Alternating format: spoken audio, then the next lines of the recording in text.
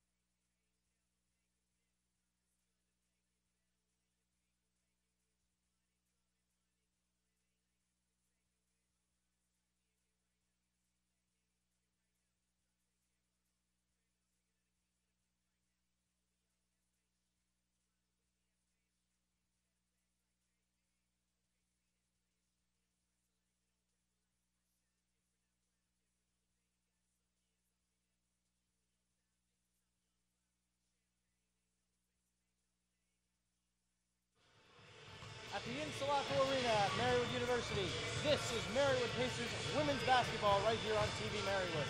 Tonight, it's a matchup of the two 2-0s from this past weekend's cross-county challenge, as it's the Marywood Pacers and the 8th-ranked University of Scranton Lady Royals. Hi everyone, along with Shannon Wood, I'm Brendan Murphy. It's a pleasure to be with you this evening. We're dubbing this the cross-county challenge championship game, put that in quotation marks, because this isn't technically the championship game, but it is a matchup of two teams who both beat Wilkes and Kings over the weekend. Yeah, it looks like it's going to be a really good game tonight to watch. All right. Well, let us take a look at who's in the spotlight, and we're going to start with Natasha Hessling and her nearly historic performance in the game against Kings. She put up 14 points and 19 rebounds in that win over Kings. That's very impressive. Most players are lucky if they reach 10 rebounds in a game. She came a rebound shy of tying the school record, which was set at 20, and that was set back in 2011.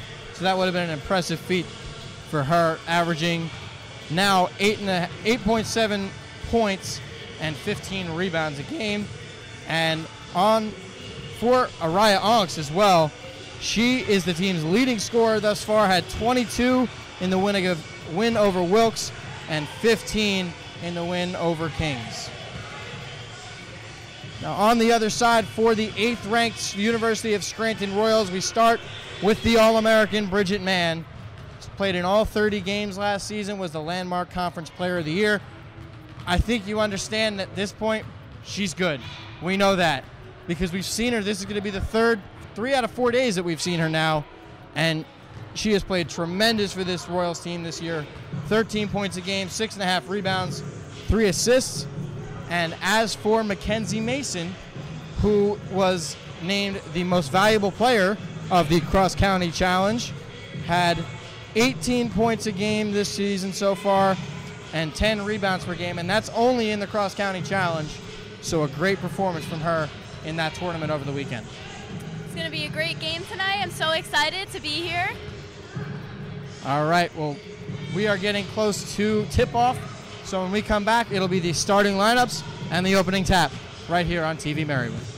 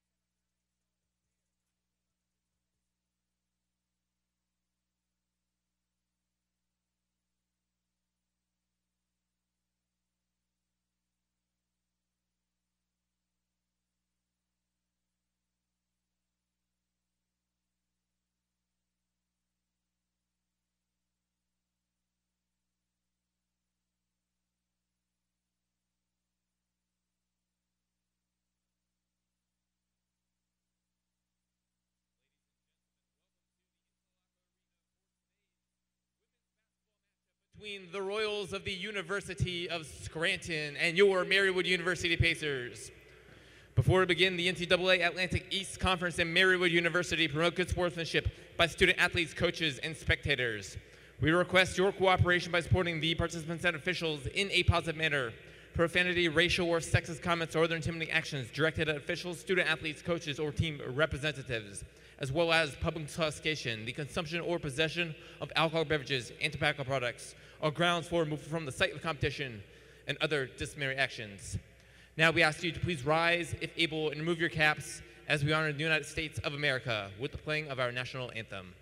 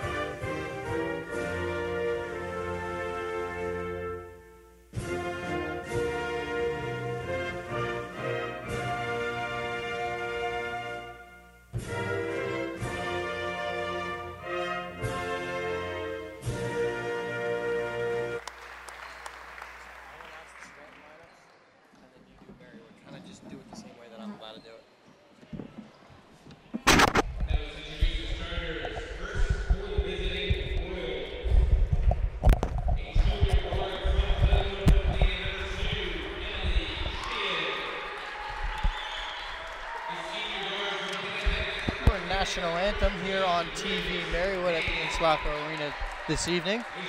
It is getting close to Thanksgiving break as most of the students have made their way home, which is why we have a bit of a small turnout here today, but the game must go on, and we are going to introduce the starting lineups for you as we will start with the Scranton Royals, as it is Emily Sheehan, the 5'6" junior, number 2. Bridget Mann, the All-American guard, the 5'7" senior, number 13. Lily Waroftig, the 5'7" junior guard, number 21. Mackenzie Mason, the 5'11" junior, number 22. And Sophia Recupero, the 6'2" junior, number 30. And for the Marywood Pacers, we have Jade Roland, 5'4" guard, number 4. Aria Ants, 5'8", number 10. Emily Theobald, 5'10", number 20. Alyssa Olson, senior, 5'8", number 25. And Natasha Hessling, who is 5'9" and is number 35. So for all of you who don't know, this is Shannon's first game with us here at TV-Marywood. So Shannon, it is great to have you for your first time today. It's great to be here. Last thing we're missing is our live stats, so let us grab those real quick, as we'll have those for you throughout the evening. They didn't have those in the Cross County Challenge over the weekend, and it was a little disappointing, but that's okay because we still got stats in between quarters. Starters for the Royals did change. This is the same lineup they ran out there in the game against Kings on Friday, and worked out pretty well outside of the fact that Kings pretty much hung in the game until right till the very end when Scranton eventually pulled away. So we are set to go. And it will be the Lady Royals who win the tip. And the Royals in their road purple moving left to right on your screen. And the Pacers in the home white move right to left. Feed inside, Recupero will get that first basket as the Royals, are on the board early on in the first. Hessling's fadeaway no good. Recupero pulls down the defensive board.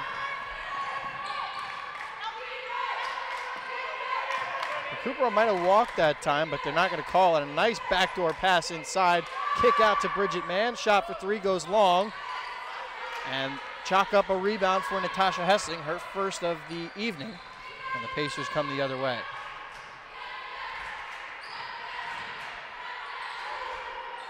Olsen's shot comes up short. Sheehan with the rebound.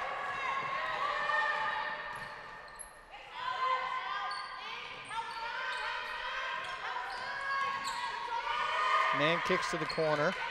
Loftig controls it at the top, and they'll reset with 13 on the shot clock.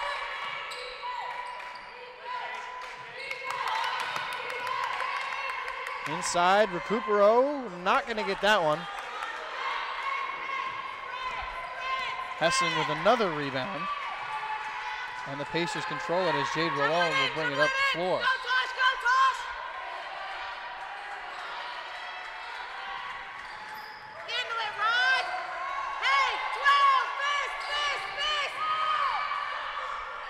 Nice shot there by Araya Arlington. That gets the Pacers back on the board, and we are tied at 2 apiece.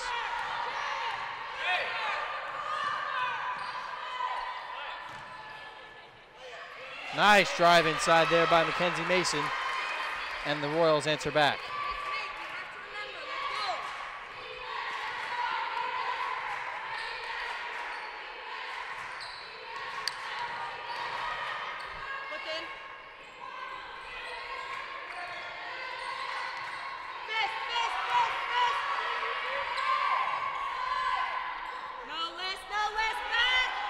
Can't get the shot to go right there as the Royals will bring it back the other way. Sheehan controls it at the top. Pass inside to Recupero, guarded by Theobald. Kick back out. Man with it now. And they're going to call a foul on the floor, and that will go on Alyssa Olson.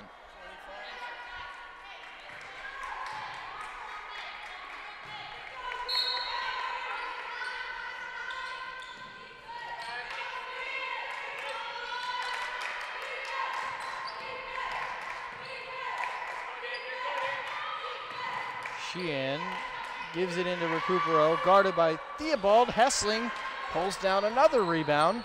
Maybe she could chase after that 20 rebound record after all. This is a good game, a lot of good defense going on tonight. Go, Jade! Go, Jade! Look at him! Malone has it in the corner. Gives it inside to Theobald. Theobald turns up and under. She will miss that, but will be fouled. and go to the charity stripe for 2.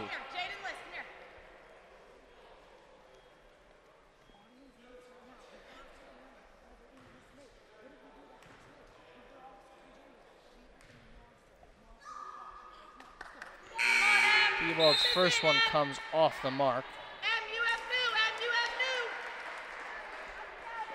Erin Warzel checks in.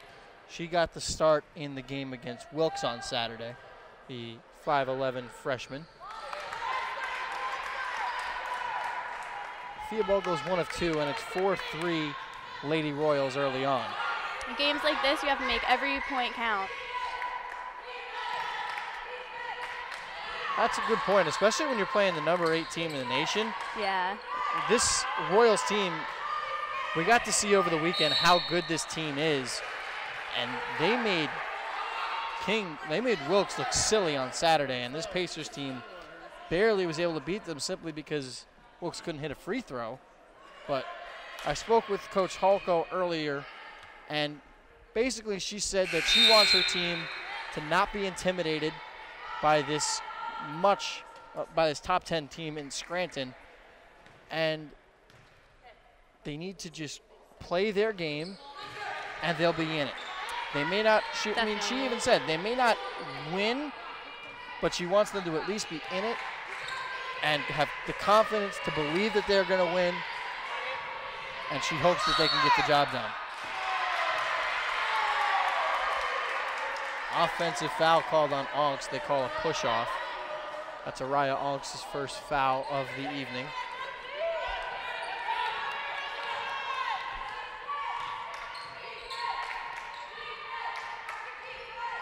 Inside, nice find there by Mann. That kind of court vision is the biggest reason why she was an All-American last year, and you can tell in the way she plays that she absolutely deserved that. Meanwhile, Onks brings it up the floor, picks up her dribble and finds Theobald. Look in, get out, Em, get out! Kylie Wires, who was just into the game, is going to be called for the charge as Mackenzie Mason drew it, and the Lady Royals will take it back. Having some tough luck tonight with those fouls. Well, the biggest thing with the fouls is they're going to happen, and we saw that especially in the game against Wilkes on Friday night. Everything was basically called a foul, so they were like everybody was in foul trouble in this one. But early on, 2 fouls for Alyssa Olsen, 1 for Onks and 1 for Kylie Wires. Well, it's definitely better to get fouls than to be lacking in defense. So that's a good point because you make them earn it at the charity stripe, but at the same time, you can't be fouling them too much because the more you foul, and the Pacers are only 1 away from going into the bonus, and they're only halfway through the quarter. So Marissa Fernandez-Tierney will check in, 5'6" sophomore. She and Rolone this season have done a lot of switching in and out. They're the 2 main point guards on this team, as they both do a very good job. Both are pretty evenly matched, and Fernandez-Tierney has kind of been that 6th man, in a sense, for this Pacers squad this season.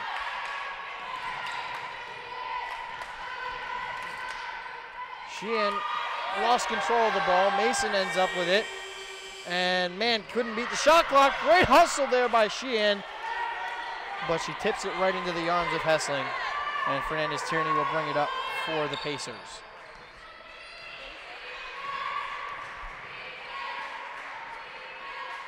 Emily, look for yourself! Look for Emily, get in! Theobald tries to screen man, but it doesn't work. Fernandez-Tierney picked up her dribble, kicks it off a Lady Royals defender, and it will be a dead ball.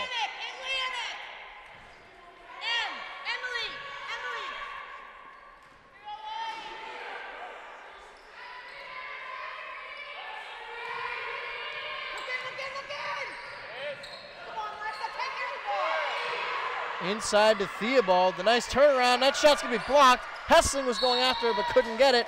And it's last touch by the Lady Royals, and the Pacers will hold on to the basketball. That was a great inside pass by Fernandez Tierney. She does that a lot. She has great court vision and is able to find the open man, just like she did right there to Augs. But that shot comes off as Mackenzie Mason picks up another rebound.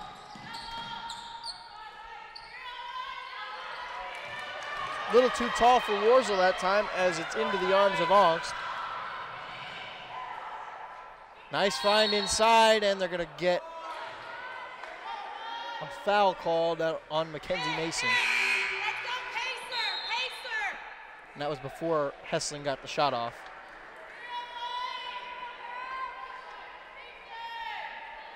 So with Thursday being Thanksgiving, it is a good time of the year to think about what you're thankful for, but also a good time of year to think about what's going to be on your Thanksgiving Day menu.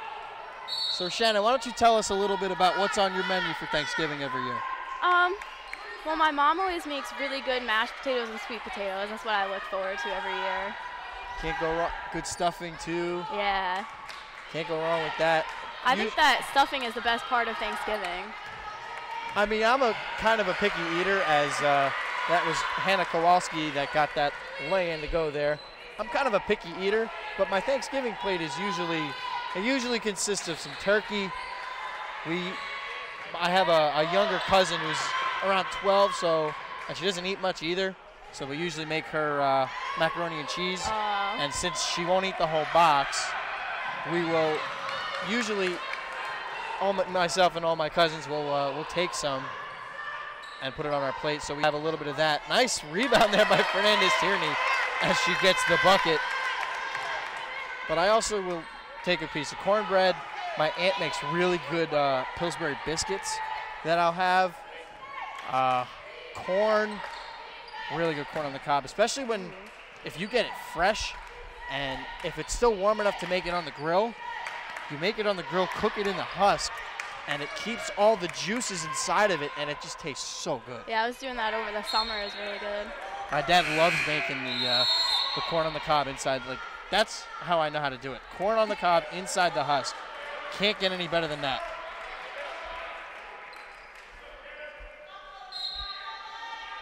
So still early on here, it is 8-5 in favor of the Lady Royals. Kowalski will be fouled and go to the line. That's on Auks. That's her second. Kowalski quietly had a very solid performance in the cross-county challenge herself. She was a very effective player for the Lady Royals. Didn't score a whole lot, but her presence was felt, especially on the defensive end of the ball, where she would pick up steal after steal.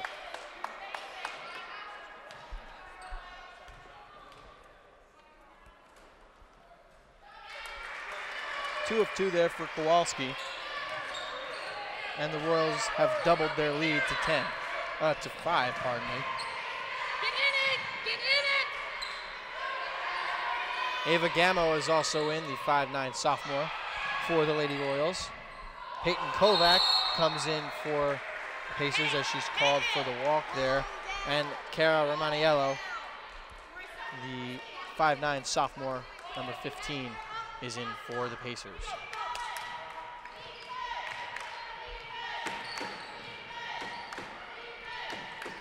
Inside to Sheehan, not going to get it, but she'll be fouled, and let's take a look at who it's on.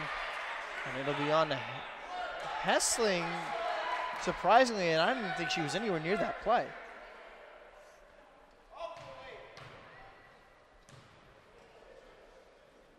But they are going to get Hessling with that foul.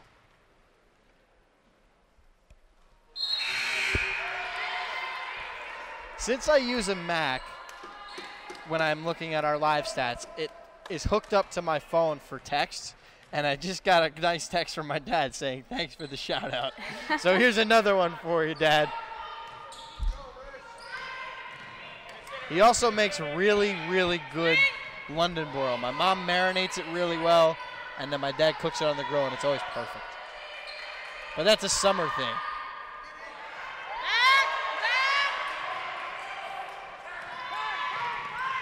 Usually in the winter, it's a lot of macaroni My mom makes a really good marinara sauce. Mason can't get that one to go. But if you couldn't tell, I love talking about food, and I love eating food. And that kind of comes into effect for Thanksgiving, because anything you could think of, for the most part, is available at our Thanksgiving. We even have ham sometimes. Ooh, that's nice. That's one thing I don't like. Oh. But yeah, it's usually a Christmas and Easter thing for my family. And then if I'm home for St. Patty's Day, my mom will make corned beef and cabbage sometimes, even though I'm not a fan of that. But I'll usually eat something else. They can make me like a hamburger on a George Foreman grill or just on the stovetop. But anyway, it's 11-5, 31 seconds left.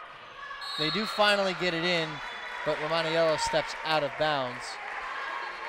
So the Royals will get it back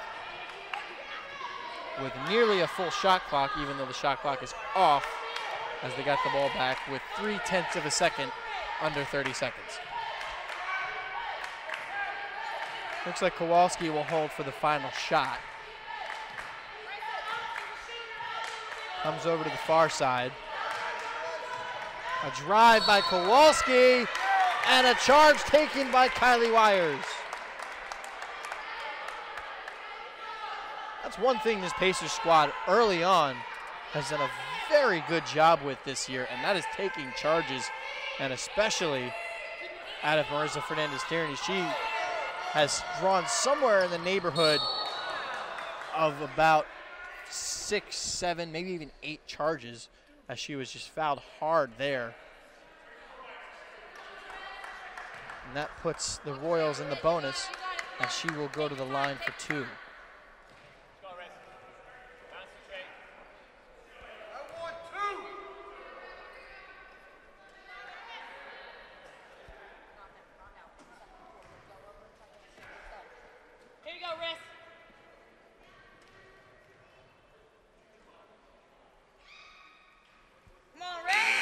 Misses the first. Mann is back in, along with Taylor Rodriguez, who checks in for the first time for the Lady Royals. 5'7" sophomore.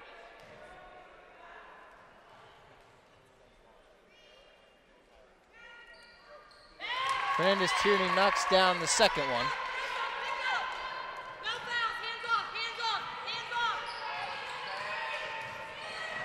Drive inside by Kowalski, not going to get it. Credit Fernandez-Tierney with the board, and that's the end of the first quarter. Very fast-moving quarter that time, as that one only took about 20 minutes or so in real time. Yeah, I feel like I haven't even been here very long. Time's flying by.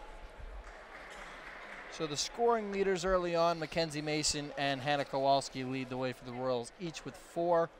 Sophia Recupero has 2, and Emily Sheehan hit a free throw. As for the Pacers, Fernandez-Tierney has 3, Ongst with 2, and Theobald knocked down a free throw. Neither team shooting particularly well. 23% for the Royals and 17% for the Pacers early on. That is just awful to start off.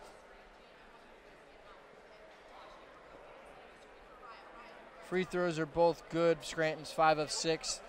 Pacers are 2 of 3. Pacers lead in the rebound department 12-9. And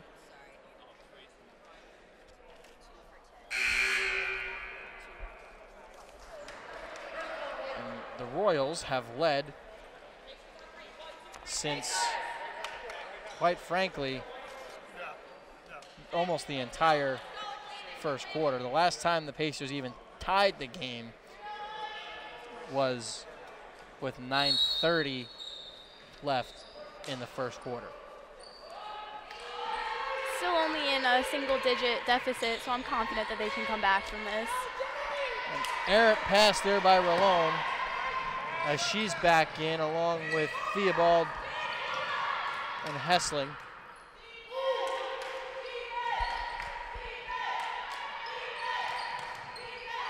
Rodriguez, the shot for three is an air ball. I would say it's definitely impressive that the Pacers are leading in rebounds, because I'd say that the Lady Royals have a little bit of a height advantage tonight. That might even be a bit of an understatement. The tallest player on the floor for the Pacers is Theobald, and she's 5'10", as Hessling gets a friendly roll there for the bucket. And as of right now, the Royals have Mackenzie Mason, who's 5'11". Warzel's in the game, who's also 5'11". And when she was in, Sophia Recupero is 6'2". So that's a huge advantage height-wise for the Lady Royals. This man's shot comes off. Wires will just let it go right out of bounds as she hops over the bench to get the ball for the inbound.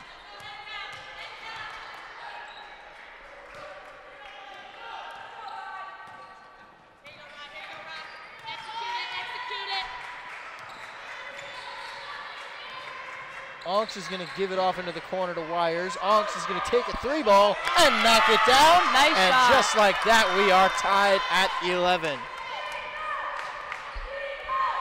Nice job there by Onks to create some space with that pass and get open for the three ball, which she has been so effective with this season. Mann answers back with one of her own, and the Royals lead again by 3. Things are starting to heat up. It's getting real exciting now. Theobald from the elbow knocks it down, and it's a 1-point game.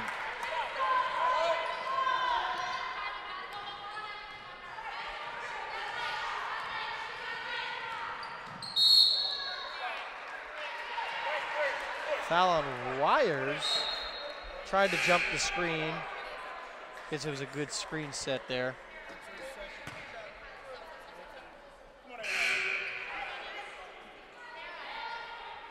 Cara Romaniello has seen a lot more playing time this season under the leadership of Coach Halko.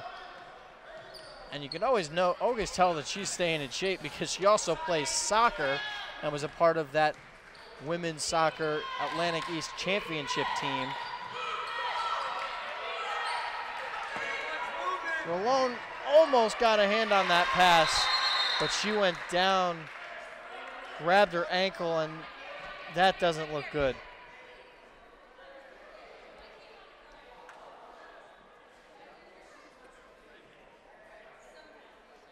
She went down kind of awkwardly, might have rolled that ankle.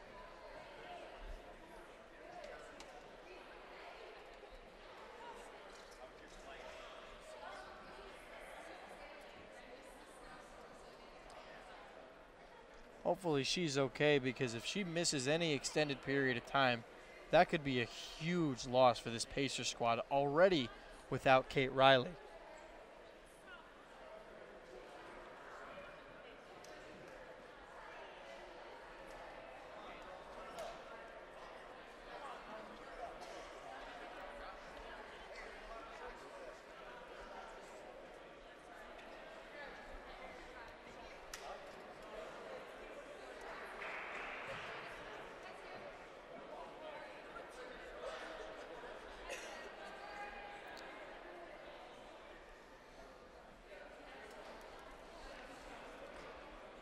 Still on her back, being attended to by the training staff, and they do get her up. And she's no weight on that right ankle, and that cannot be a good sign.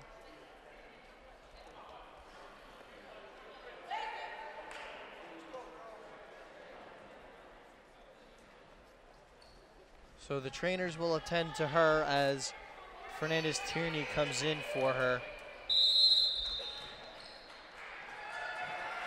Just watch Rolone try to put her ankle up on the training table, and she grimaced right as she did it, and that can't be good.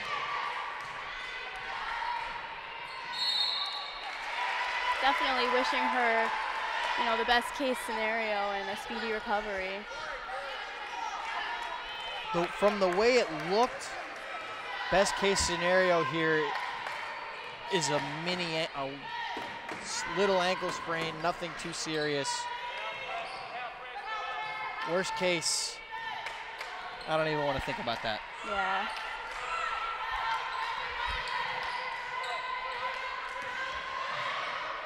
Nice find inside by Waroftig to Mason, and the Royals have increased their lead to 5.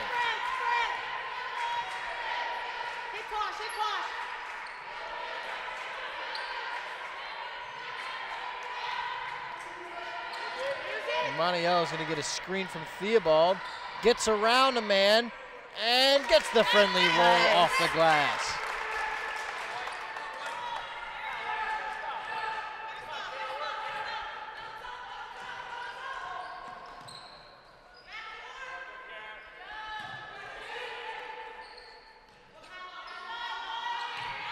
Warzo kicks into the corner to man, in and out.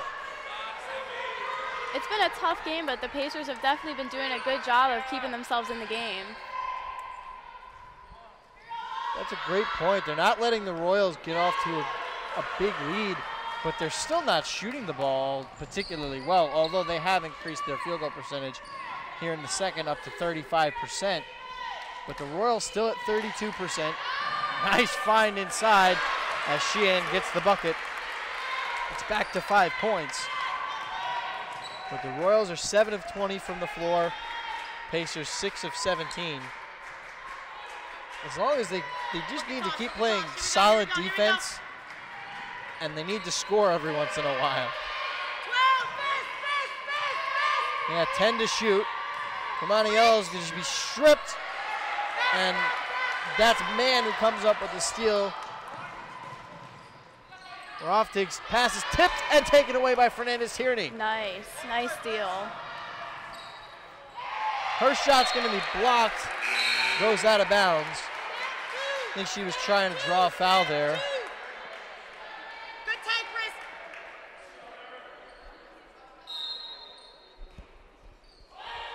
Emily out, Emily out, Emily out, Emily out. Into Hessling. Look in.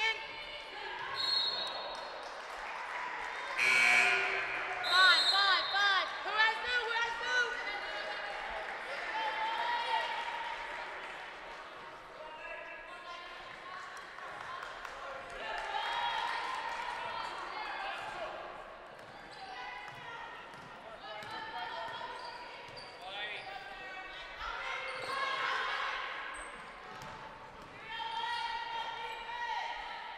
Three ball by Sheehan is good. That was a very nice shot.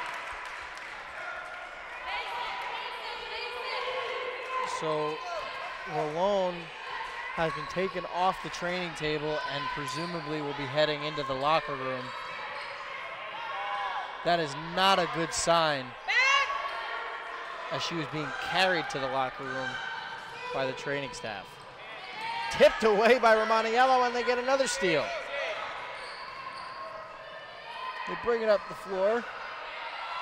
Romaniello, the shot for 3, gonna come up short. Nice rebound there by Onks, not gonna get that. Credit Hessling with another board there. Fernandez-Tierney gets it back, and they will reset.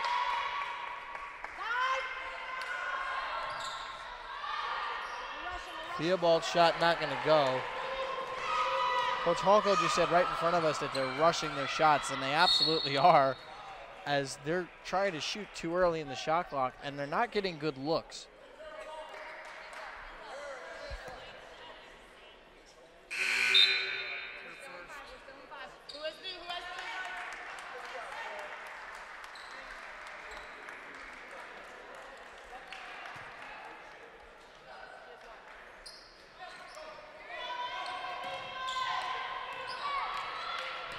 Kowalski's going to drive around a pick inside to Recupero. Recupero over Theobald, not going to get it. Another board for Hessling. Good defense there. It's always difficult to guard someone who has that height advantage on you.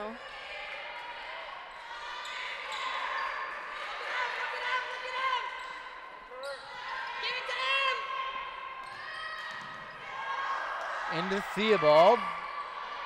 the fader, not going to go.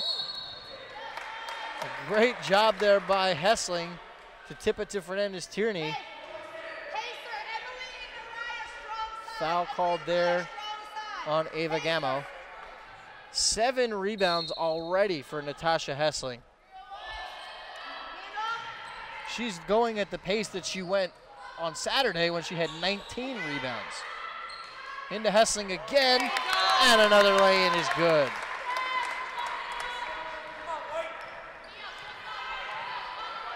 Only 4 points so far for Hessling, but she's been a force on both sides of the basketball as she's getting both offensive and defensive rebounds in this one. That's always a really valuable trait to have in a player.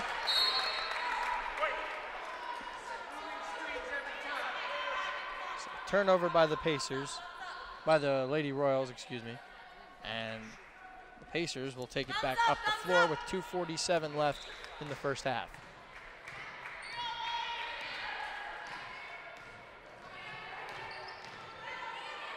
Ong's pass is tipped into the arms of Sheehan. The Royals bring it the other way. Gamo is going to drive and kick. Recupero gives it inside to Sheehan. Just misses the lay-in. Ong's comes down with the board.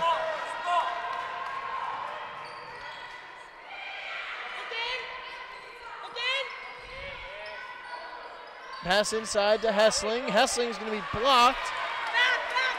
That was by Danielle McCurdy. Another big for the University of Scranton comes up big, no pun intended, as it's still a 6-point game as Hessling had that shot blocked. Pass into the corner, that's Sheehan, to a wide open Kowalski who drives and kicks. She'll be fouled, and the Scranton will get it underneath.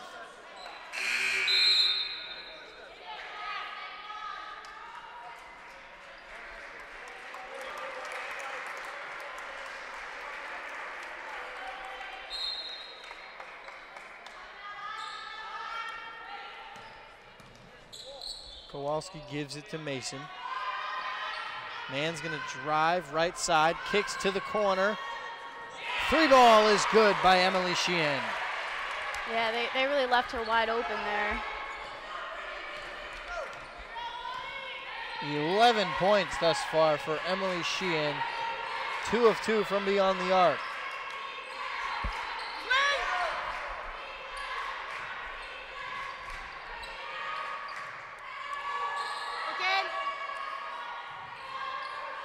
Theobald backs down, can't get it. Kowalski with the board.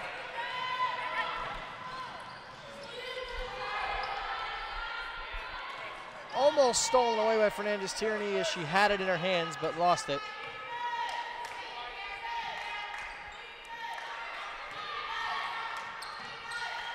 Mann's gonna take a 3. That's not gonna go. Rebound number 8 for Natasha Hessling.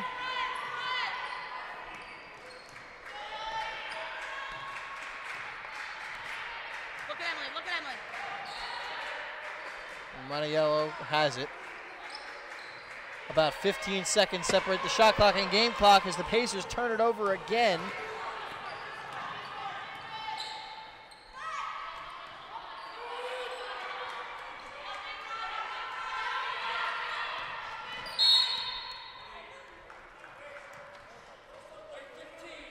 Foul there on Romaniello.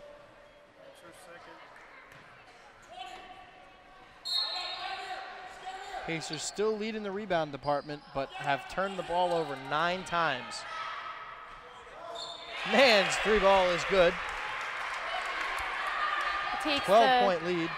Yeah, it takes the Lady Royals lead into double digits now. No foul there on Fernandez Tierney, which surprises me a bit. And that is the end of the first half. Some interesting choices with the fouls tonight. Yeah, sometimes they're calling what we wouldn't think would be a foul. And right there where we thought there was a foul, they don't call it. So we are at halftime at the Insalacqua Arena. When we come back, we'll have our recap and first half stats right here on TV-Marywood.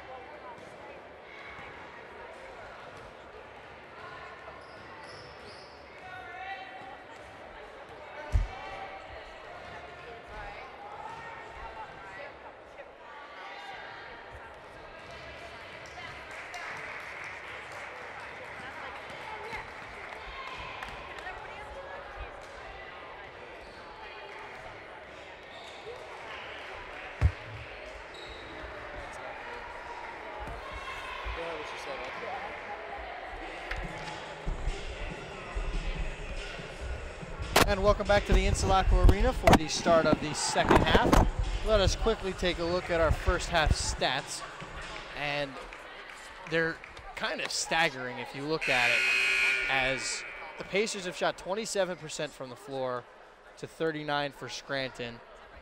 40% from three from Scranton, only 1 of 4 shooting the three ball for the Pacers. The Pacers do have an 8 rebound advantage in the rebound department, even in steals, 3 blocks for Scranton, but 9 turnovers. That's a number that usually jumps out at me, is turnovers. Yeah. Something that we've seen from the Pacers in the last couple of years, that they really got to start to hone in and buckle down and get better with it.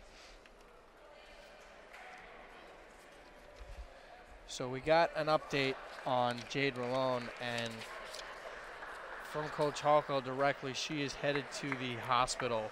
So when you hear that word with an injury affiliated with it, that is not good.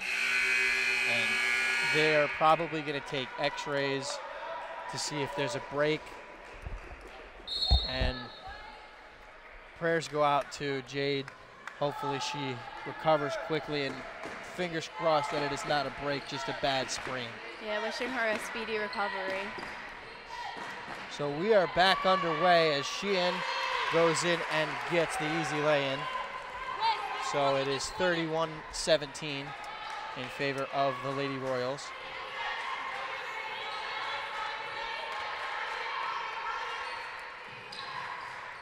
Pass inside. Theobald backs down, and she's going to get called for the walk.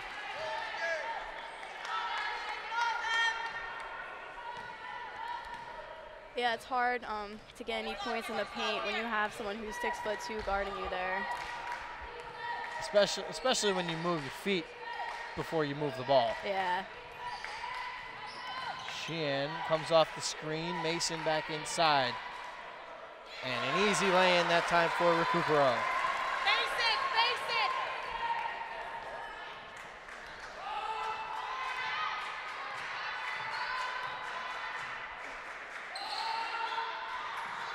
it. One big number, though, that jumps out at me as Olsen gets the friendly roll there, so it's back to 13, a 13-point deficit. The number of offensive rebounds each team has. The Pacers have 6, the Royals only have 1. So a lot of second chance opportunities that the Pacers just aren't converting on. But they are doing a really good job in forcing Scranton only into 1 shot. And it's interesting that they do have that height disadvantage, but they're still leading in rebounds. Roftig's shot is going to be blocked by Hessling, and that will likely be put on the shot clock. Let's see. They're going to put 1 second back on the shot clock. There's going to be a catch and shoot situation for the Lady Royals.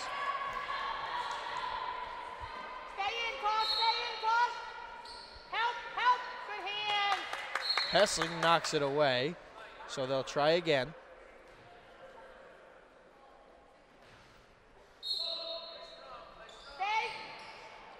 And Recupero's not going to get it, and it's going to be a shot clock violation.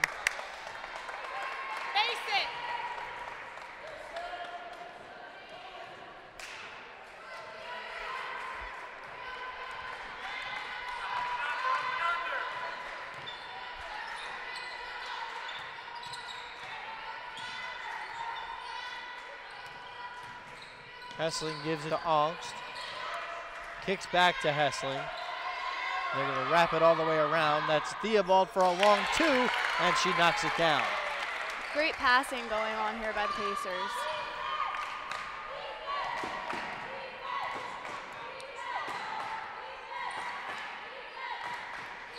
Pass inside, Roftig up and under.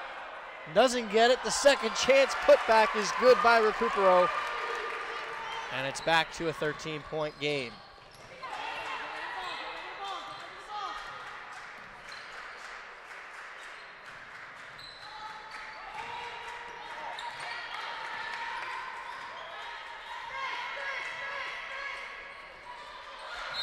tipped and knocked away. So the Pacers will keep it. 11 seconds on the shot clock.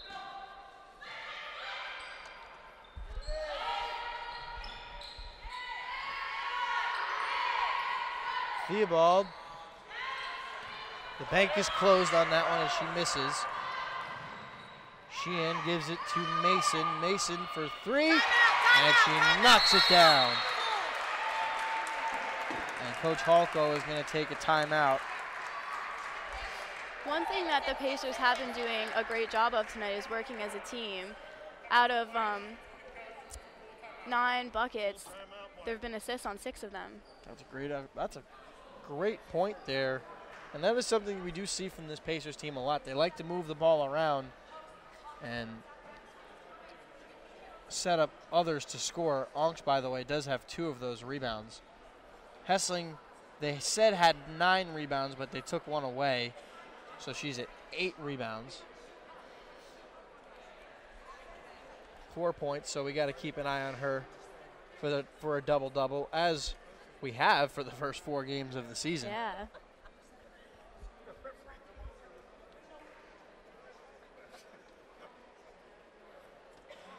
So going back to, I guess, the elephant in the room, and that's the Jade Malone injury situation. The way she went down, and I was thinking about this during halftime, the way she went down, it just did not look good. And I don't want to, I hope it's not what I'm thinking it is. And what I'm thinking it is, based on her reaction and the fact that she wasn't putting any weight on it, is that there could be a fracture. And that would really hurt the Pacers the remaining part of the season. Well, that's why it's good to have a good 6th man, because when they become your 5th man, you still have a good chance. Theobald inside knocks that one down, and that's another great point. Fernandez-Tierney would slide right into that starting spot, as she would become the starting point guard for this Pacers team. Mann left open for 3. And you cannot do that with Bridget Mann, as she will make you pay, as she just did.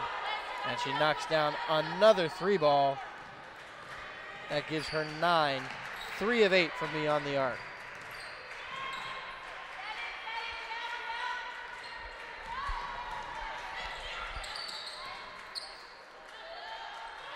Inside to Olsen, and a last touch by Sheehan, and it will stay with the Pacers. The Royals are doing a great job of protecting the paint tonight.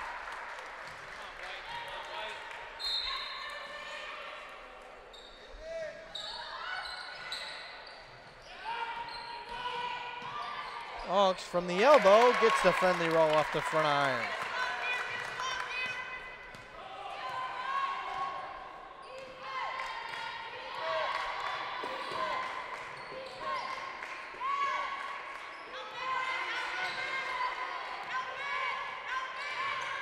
Mann drives, floater, not going to go.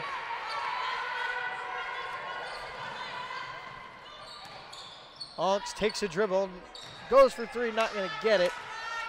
Defensive rebound there by Emily Sheehan on the miss. Help in, help in, help in! Help side!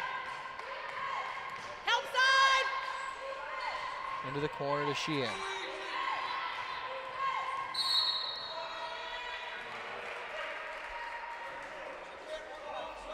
And they're going to get Fernandez-Tierney for a block here. Here we go, here we go. That's another problem that the Pacers are going to have moving forward, is foul trouble, because Fernandez-Tierney, the way she plays, she's so aggressive that she sometimes finds herself getting into foul trouble. And without Jade Malone, you really need Fernandez-Tierney to be careful about fouling. Otherwise, you're going to have to, she's going to be sitting more often than not.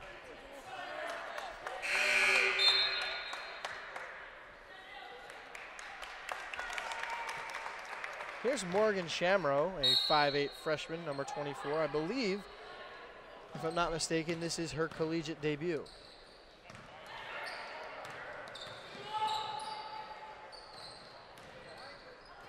inside to Shamrow, and it's off the leg of a Lady Royals defender.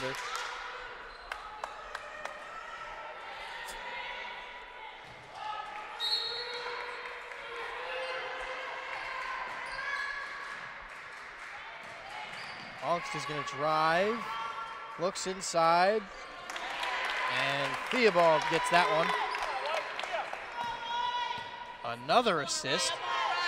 That's going to be 3. And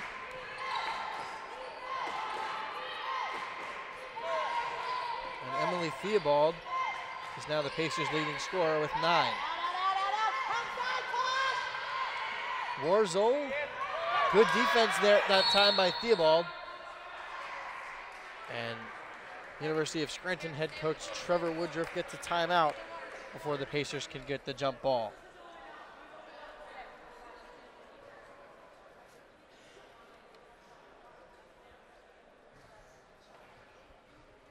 So as we mentioned in the open, we are calling this game the quote-unquote cross-county challenge championship game. And the way it's going thus far, it's not that pretty for the Pacers as they're down by 13 with a touch over 4 minutes left in the third. It's going to be hard with another one of their players out tonight. And the Pacers now down 2 players. And when I first met Coach Halko about a week and a half ago, I interviewed her for a Woodward article, and she said that they're going to have to stay healthy as Man knocks down another 3 ball. That's 4 for her in the game, 12 overall. They need to stay healthy, and right now, they're not healthy. They had 11 players on this roster, and right now you're down to 9 with Riley out for the next week or 2, and Rolone potentially, if it is as bad as we think it is, could be out for the rest of the season.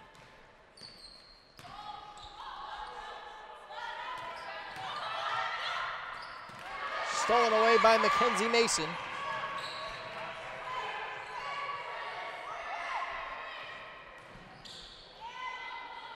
Pass inside, back to Mason, gets the friendly roll, and the Royals have opened up a 20-point advantage.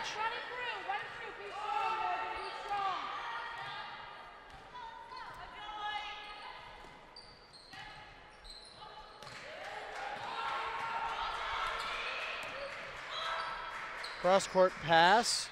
That's Shamrow inside. Theobald not going to get that one, but she's fouled and will go to the line for 2. And Fernandez Tierney has really made a lot of great passes tonight. That's something she does a lot, and with the uptick in her playing time expected to be coming, she is going to have to do that more often as this Pacers squad looks to win games going forward. But this is the Pacers' 4th consecutive game here. Now they'll go on the road for 4 in a row. They'll play Widener on Sunday, Misericordia a week from tomorrow, Wesleyan December 1st, and Susquehanna December 8th. And then we'll play Delaware Valley back here at the Insulaco Arena on December 10th.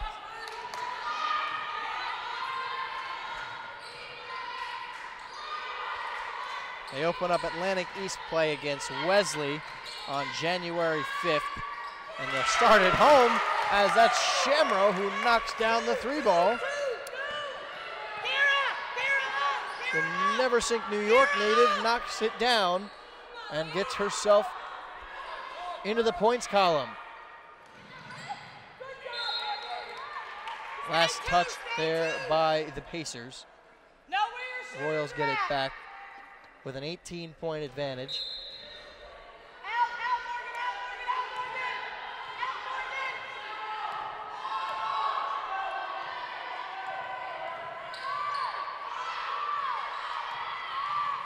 Mann's going to drive, kick inside to Mason, and they'll get her for a walk.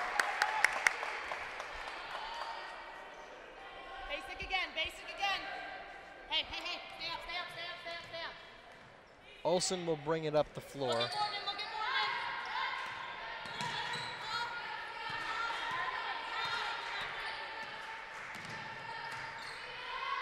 Olsen's going to have that one blocked. A fight for the ball on the floor. Hessling gets to it, and it'll be a timeout called by the Pacers as they get that before the jump ball.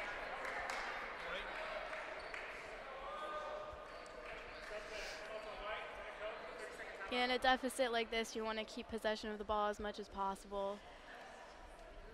That's something that the Pacers are struggling to do thus far and have not led at any point in this game.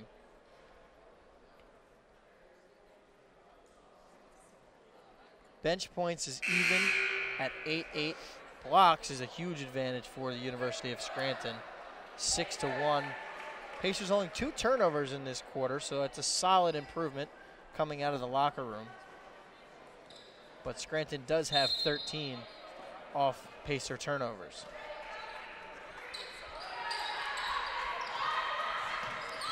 They're gonna have 10 to shoot. Nice find inside. Kick back out to Shamrow. Shamrow knocks down the trifecta.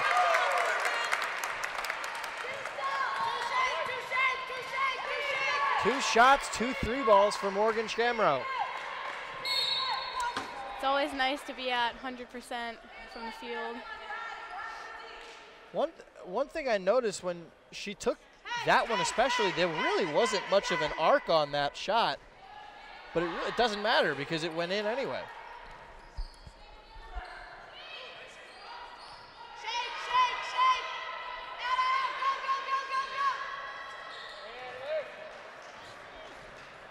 Turnover by the Lady Royals.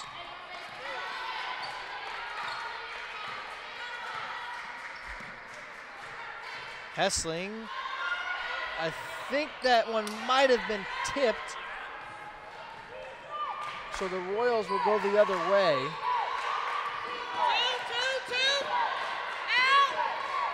Gamma wide open for 3, not gonna get it. Another rebound for Hessling.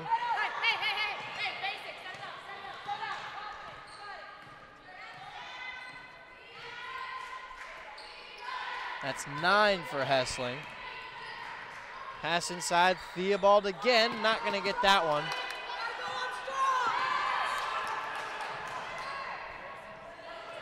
Rahoftig has it, and Scranton can hold for 1 shot.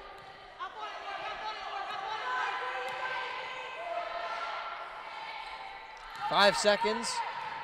Mason drives, wide open, knocks down the lay-in, and that's the end of the third. So a 17-point advantage for the Lady Royals as the third quarter has drawn to a close here at the Insulaco Arena. It's going to be hard to come back from in the fourth quarter, but not impossible. Never say never, and last year even we saw the men's team come back, and I don't remember off the top of my head what the deficit was at the start of at about the 10-minute mark in the second half, because men play 2 halves, women play 4 quarters, but they were down at one point by 24 points, and I believe they were down by 21 at halftime, and they came back and won that game by 2 points. So anything is possible.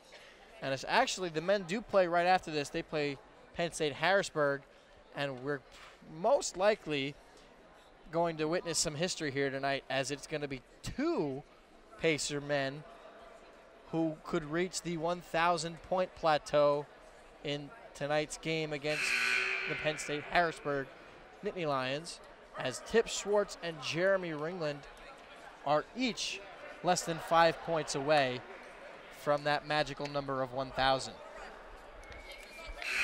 I actually saw Jeremy underneath the bleachers when we were walking back to the control room at halftime, and I talked to him about it. I congratulated him in advance because, barring anything unforeseen, he's probably going to hit 1,000 points tonight. He basically said that if he or Tip doesn't get it, there's something wrong. Olsen knocks down the free throw line floater. But at the rate that those two score, they could feasibly reach the 1,000-point mark within the first 5 minutes of the game. I mean, Schwartz is only 3 away, so he can knock down a 3 ball and get it. And what I'm hoping for Ringland, and I kind of wish I told him this, is that he should get 1,000 on a dunk. That would be awesome to watch. Definitely, that would be a good way to reach your goal. Nice hesitation move there by Onks. Not going to get it. Follows her shot, but can't get the board.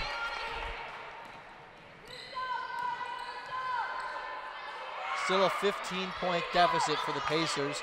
Man's cross-court pass to Sheehan. Inside. And Recupero could not get that one.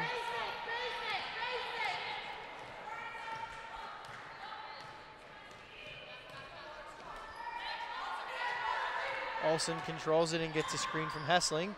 They're going to find Hessling, and she goes into the corner. Olsen gets a screen from Theobald. Not going to get the friendly roll, and Theobald will pick up a foul.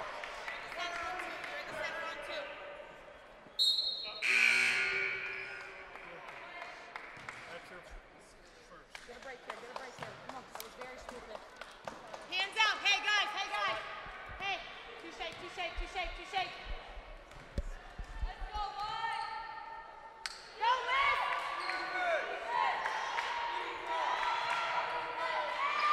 McCurdy's going to drive. The up and under, not going to go. Goes out of bounds and heads back to the Pacers. Great defense by the Pacers there. Right. Back to a list. Back to a list. Get it in, Liz. Oggs flies up the floor and gets it over half court.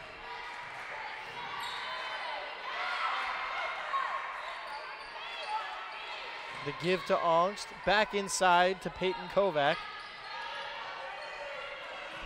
A fight for the ball on the floor. Ongst comes up with it, gets it back to Hessling with 10 to shoot. Inside to Olsen, kick out. Shamrow for 3. That's a little long, and into the arms of Warhoftig. So an exciting possession there from the Pacers, but they do come up empty. It's been hard for the Pacers to do anything in the paint Stay tonight. there, Peyton. Hands off. In and out. Recupero doesn't get it, but she gets the second chance effort. As it's 54-37, a 17-point lead for the Lady Royals.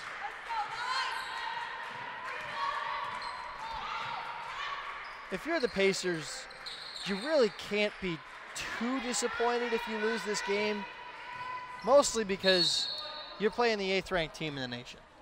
So they're supposed to beat you. But it doesn't mean you're still not going to be fighting till the very end. And if the Pacers still have the same fight in them that they did on Saturday against Kings when they came from behind to win that one, there's no reason why they can't come back and at least make this a game. Definitely. Like, we always love to see the underdog succeed. And that's what the Pacers are this year. They were picked 5th in the conference. And everyone's counting them out. Granted, Marymount is also a very good team. They're ranked inside the top 25 in the nation. But Coach Holkel loves being the underdog, and it's something that motivates her team and motivates her as a coach as well. And it seems early on that the Pacers have been motivated by that, and they're looking to prove the doubters wrong. Yeah, some and people make a work run. best under that kind of pressure. I mean, the Pacers have never been to a conference championship game. So that also means they have never won a conference championship. But they have been to the semifinal 2 out of the last 3 seasons.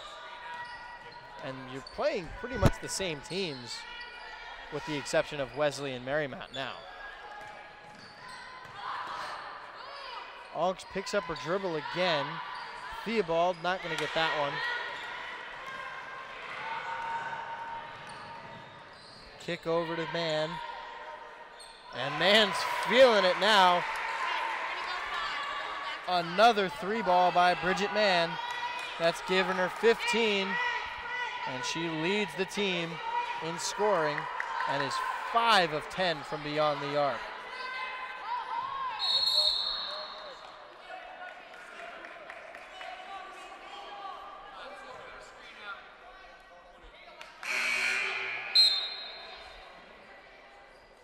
Hessling will come back in as Kovac will take a seat.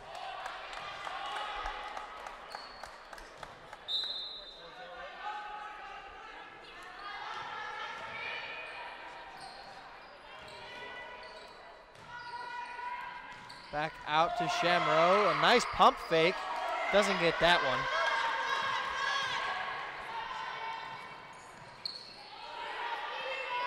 I'll tell you what, Shamro, and I do apologize if this is not her collegiate debut, though. As far as I remember, I'm pretty sure it is. She has come in and played relatively well in her first collegiate game. And a lot of times you can see, especially the freshmen, they come in, the game's faster. It's a little bit more difficult to get into the swing of things, but she's come in and put up some quality minutes. Yeah, she just came right off the bench, and it didn't take her long to get herself on the scoreboard.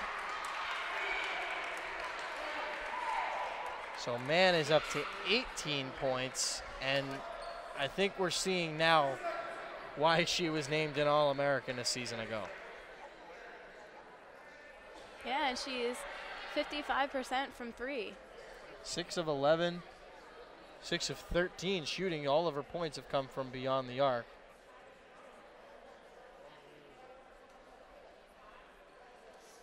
That's the story of the Scranton Lady Royals is Bridget Mann and this year Mackenzie Mason.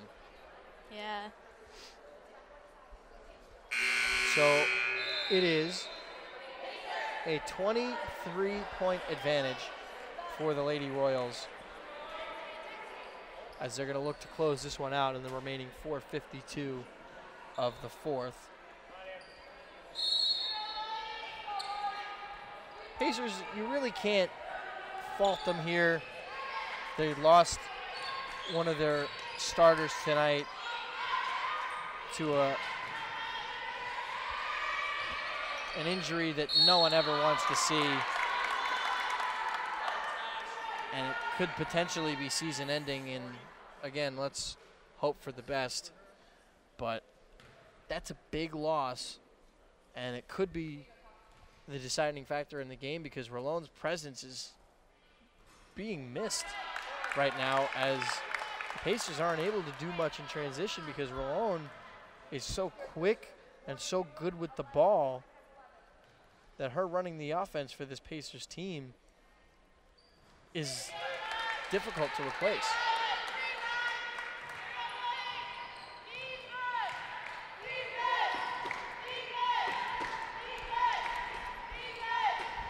Pacers have definitely been putting up a good fight tonight. This game's been very interesting to watch.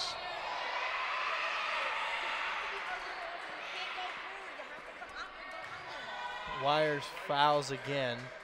Tried to go through the screen. Didn't work.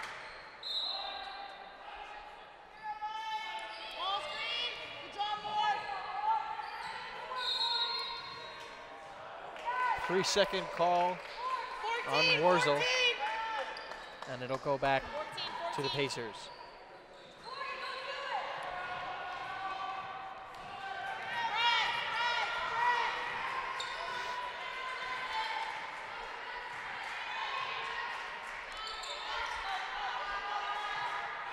Nice find inside to Olsen. I beg your pardon, that was Augst, and she knocks it down. So it's back to a 20-point deficit. You know what they say, teamwork makes the dream work.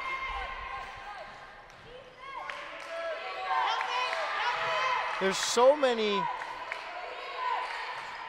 little sports sayings that you can throw out there. I mean, if you want for me to at least quote the late, great Yogi Berra, one of his yogi-isms, as he made famous, it ain't over till it's over. And even though Damo just knocked down a 3-ball and it's a 23-point deficit, there's still 3.5 minutes left in this game. Anything can happen. Absolutely. Off Hessling's hands, and another turnover.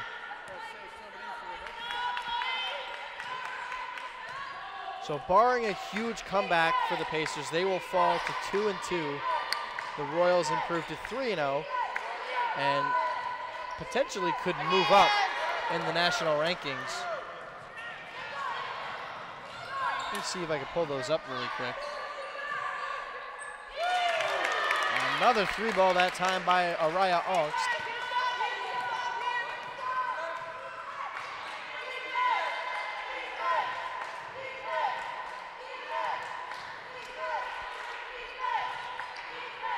Kowalski will be called for the walk.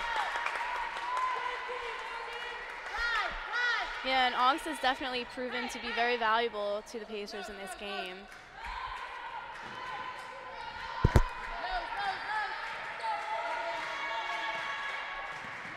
All right, so these are the updated rankings. Actually, these aren't updated. They're as of October 22nd. So these were the rankings that opened the season. It was Amherst at number 1, Bowdoin at number 2, Hope at 3, St. Thomas, Thomas More, Tufts, Chicago, Scranton, Tyne, and George Fox round out the top 10.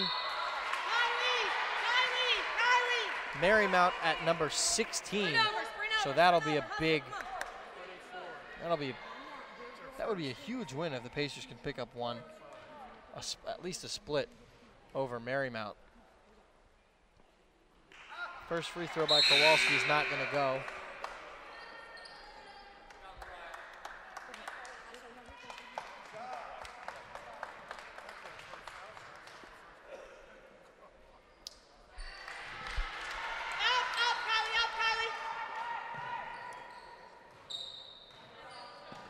Hey, Kai,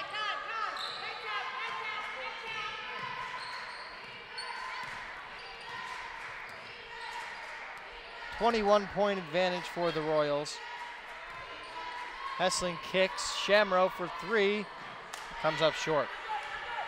Shamrow has not hit one since she knocked down her first 2 3-balls of the game. Nice finish there by McCurdy. And it is another 23-point advantage.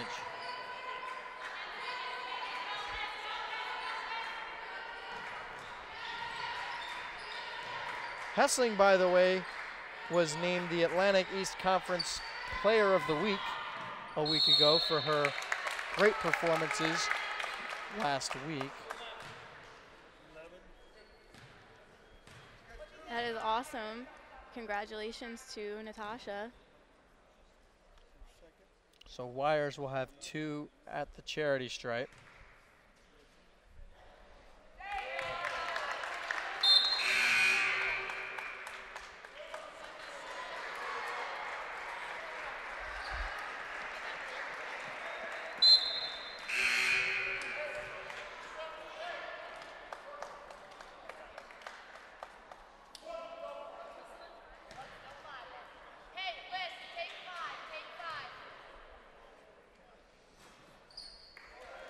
Second one goes down.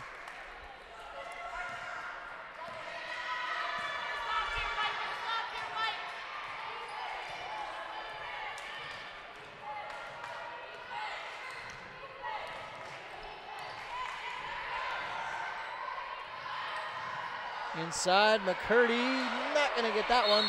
Second chance, and she's fouled.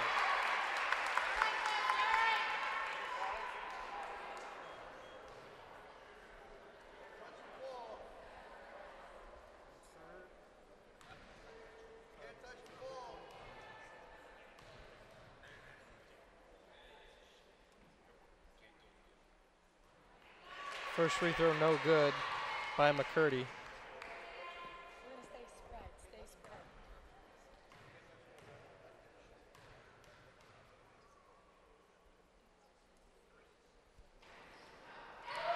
of 2 at the line, and they give it right back.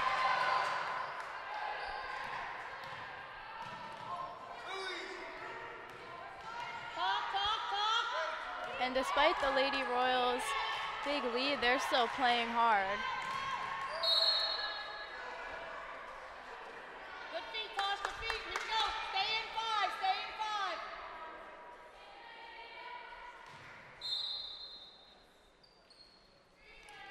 Screen, Kylie, screen. Good job, Liz.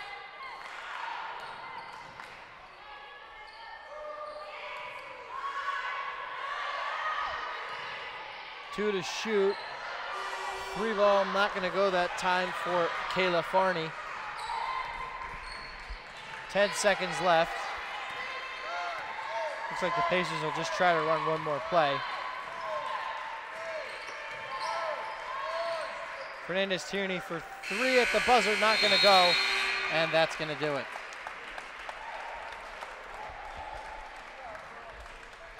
So it's a 21-point victory for the University of Scranton.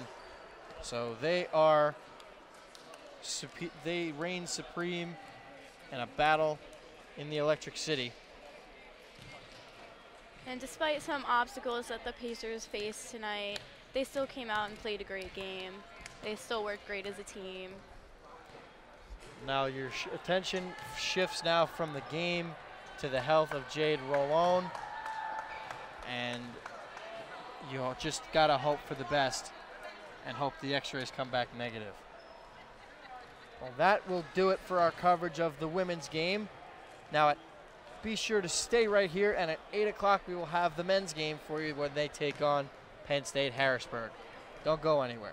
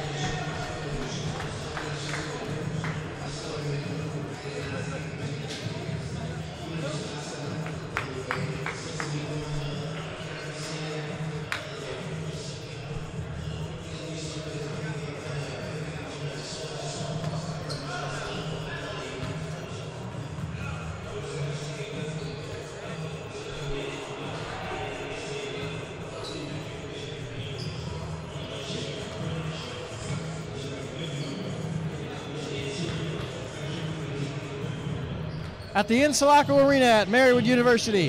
This is Marywood Pacers men's basketball right here on TV-Marywood.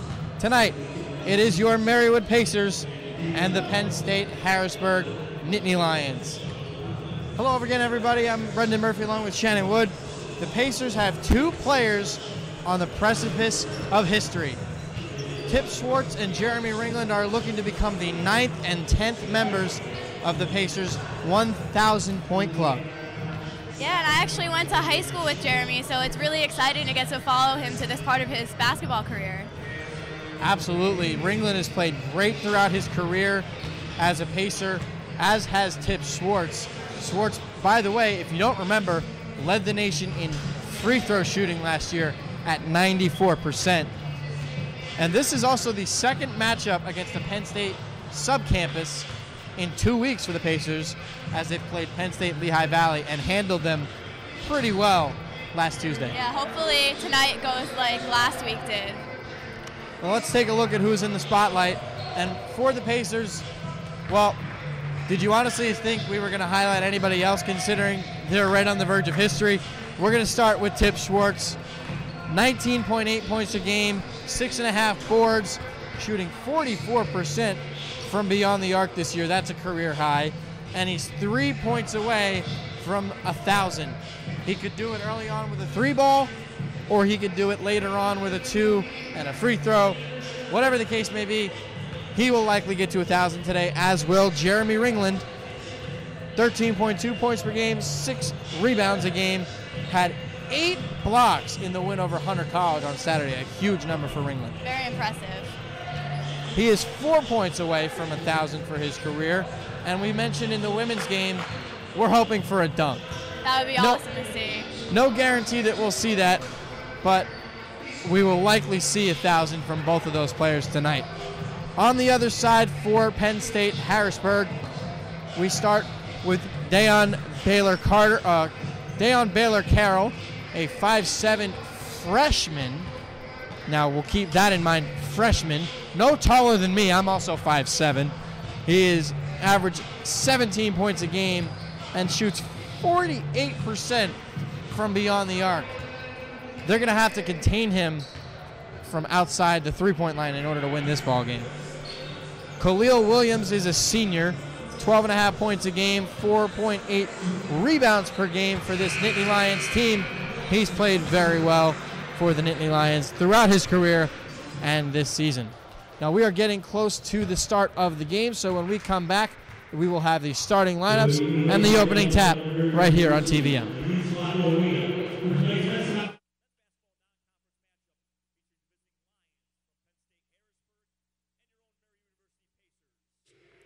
Prior to tonight's lineups, the NCAA Athletic East Conference at Marywood University reminds you that we promote good sportsmanship by student athletes, coaches, and spectators. We request your cooperation by supporting the participants and officials in a positive manner. Profanity, racial, or sexist comments, or other intimidating actions directed at officials, student athletes, coaches, or team representatives, as well as public intoxication, the consumption or possession of alcoholic beverages and tobacco products, are grounds for removal from the site of competition. Now let's meet tonight's starting lineups. First for the visiting Lions, a freshman guard from Harrisburg, Pennsylvania. Number 2, Dayon Baylor-Carroll. A senior guard from Philadelphia. Number 3, Ebeneath Nelson. A freshman guard from Jersey City, New Jersey. Number 5, Zachary Scott III. A senior center from Philadelphia. Number 33, Bola Aliu. And a senior forward from Philadelphia, number 34, Khalil Williams. The Lions are coached by Don Friday in his 5th season and assisted by Jeffrey Frank, Gary Jezerski, Sam Schlosser, Chris Noyden, and Anthony Morgan.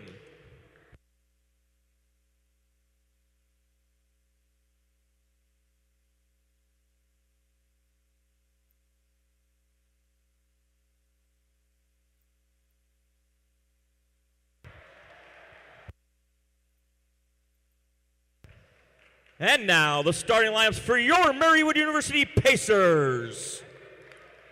A junior guard from Highlands, New Jersey, number 1, Tom DiFilippo. A sophomore guard from Jacobus, Pennsylvania, number 2, Donovan Catchings. a senior guard from Broomall, Pennsylvania, number 3, Thomas Schwartz. A sophomore forward from Camp Hill, Pennsylvania, number 12, Adam Busada.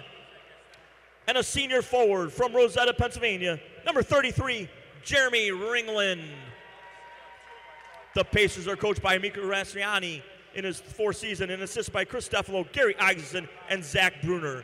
Volunteer assistant coach Starters in Joseph just a moment, Picarello. as we are just about set to get underway.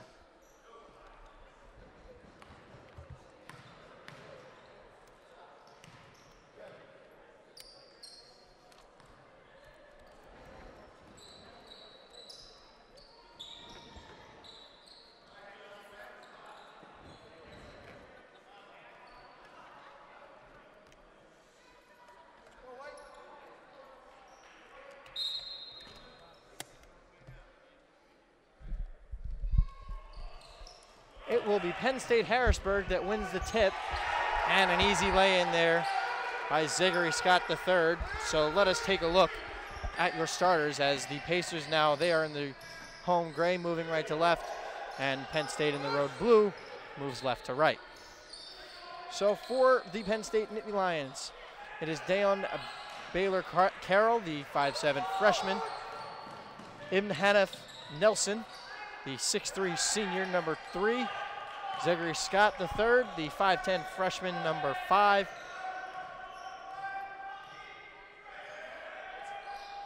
Bulan Aloya, the 6'8" center. He is a senior, number 33. And Khalil Williams, a 6'4" senior, number 34. And for the Pacers, it's Tom DeFilippo, the 6'2" junior, number 1. Donovan Catchings, sophomore, 5'9", number 2. Tip Schwartz, 6'5", senior, number 3.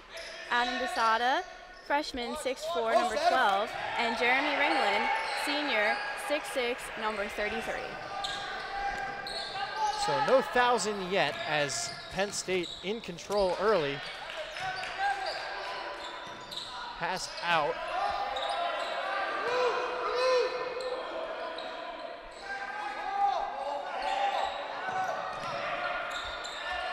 Pass inside. And an errant pass out of bounds by the Nittany Lions. And it goes back to the Pacers.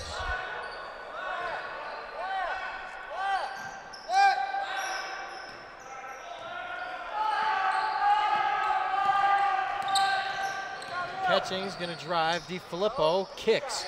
Ringland for 3, knocks it down, and that's $9.99 for Jeremy Ringland, as he is 1 point away. This is very exciting for Jeremy and for the Pacers. Almost took out our new TV with that pass, and it goes back to the Pacers. I don't know where some of Penn State's passes are going, but few errant passes early on, as again, that one almost took out our monitor.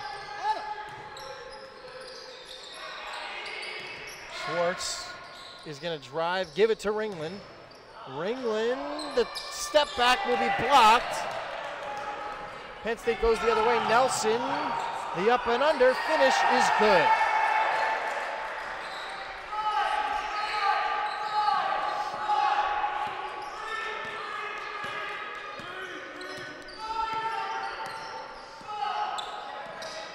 Usada, the give back to Catchings.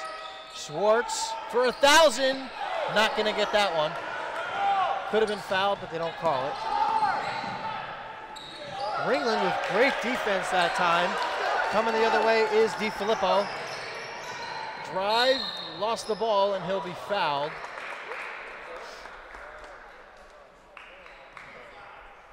Five's gonna go on, that foul will go on Scott. less than 3 minutes in, but it's a close game so far. DiFilippo is going to give it off to Catchings. Gets a screen from Ringland. Schwartz into Ringland. Ringland, the turnaround, and there it is. 1,000 points for Jeremy Ringland.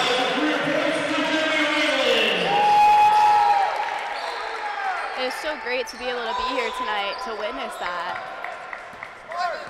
Ringland becomes, that's my bad on that graphic because I thought Schwartz would get it first, but Ringland becomes the 9th player in program history to reach 1,000 career points. There we go. But a great career for Ringland. He didn't even know if he was even going to play this year, and he decided right at the last minute that he did want to play and didn't want to pass up the opportunity to use his last year of eligibility. Definitely a good choice, and benefiting the Pacers because he's very valuable to the team. Especially his size, because the Pacers really don't have much other size outside of Tip Schwartz, but he plays guard.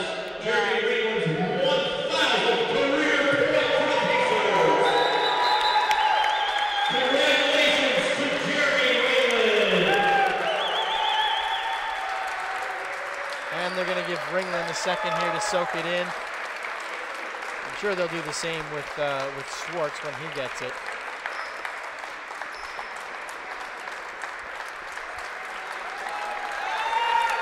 Once again, Ringland becomes the 9th player in program history to reach the 1,000-point plateau. As he poses for a picture with Coach Enrico Mastriani. Just one of those moments that reminds us how great it is to be a Pacer.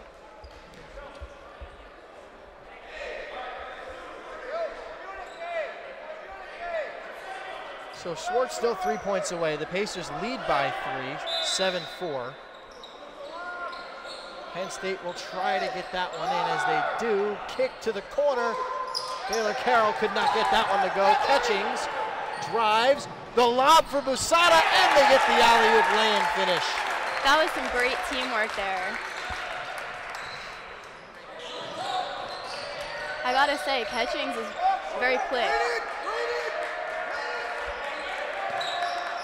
Catchings, that is absolutely true. He is incredibly fast and is great with the basketball, has great vision, and there's a reason why he leads this team in assists, and that's it right there. Free throw line jumper is good by Scott.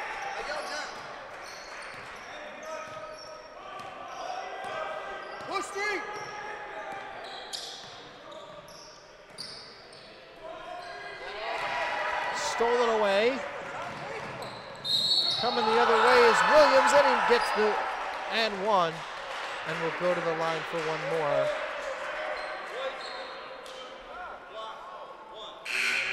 Catchings is guilty of the foul.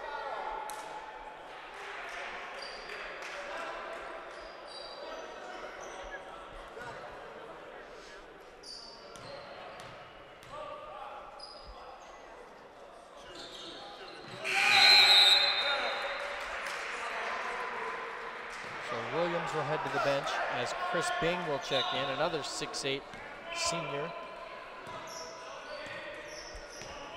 Big group of seniors out of Central High School in Philadelphia. All of them in the same graduating class. Alayu, Williams, and Bing. So they have that advantage there that they've been playing together for a very long time. That's got to be good for their team chemistry. That's true. With this year, it's 8 years that they've been playing together, at least at this point, between high school and college.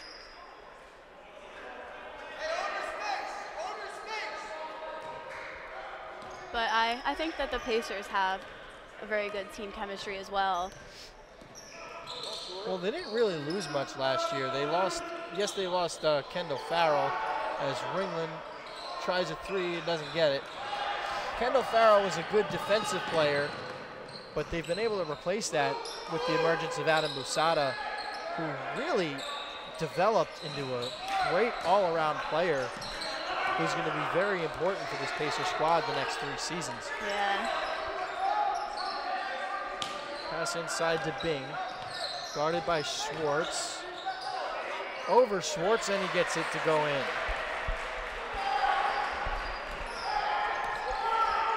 So even Schwartz, the second tallest player on this Pacer squad, was too short to guard against the big wingspan of Bing.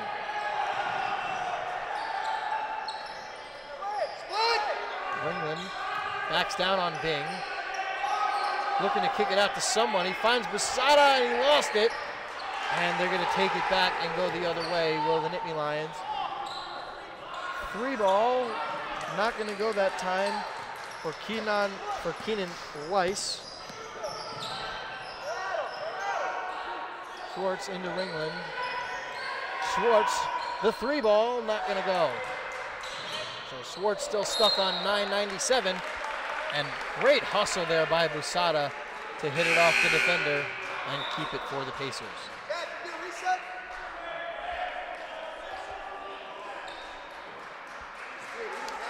Jack DeGroot will come in for the Pacers, the 6-foot sophomore. Schwartz is going to get a screen, going to drive to the hole, will be fouled. And Schwartz, who was nearly automatic from the free throw line a season ago, will get 2 with a chance to get to 999.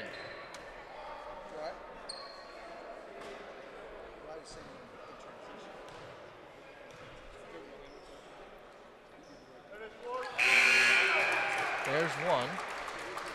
So the Pacers still trailing by only a single point. 1 more here could tie the game at 11 apiece. And he knocks them both down. 999 for Schwartz, 11-11.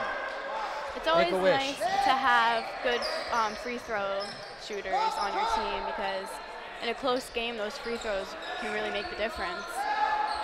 And we saw that in the women's game the other night when the Pacers played Wilkes. And Wilkes could not even buy a make from the free throw line. They shot somewhere in the neighborhood of about 54% from the free throw line for the game, which is really not good. Ringland, that shot's going to be blocked. They go the other way, does Penn State. The give to Brandon Coleman.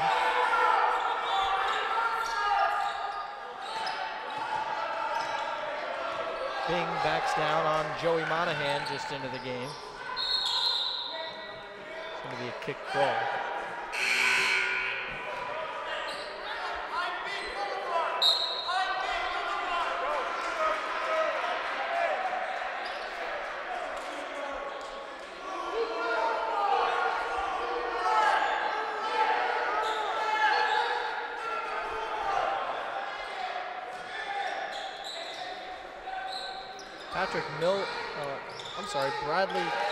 Bradley DeBello took that ball out of bounds.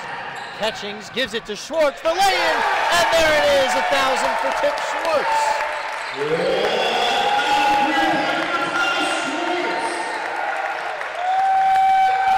So Tip becomes the 10th player in program history to reach the 1,000-point mark. Only 4 minutes in game time after Jeremy Ringland. Pretty cool to see that all happen in the same night. Yeah, no matter what happens tonight, we still got to witness history. Twice over, mind you. Yeah.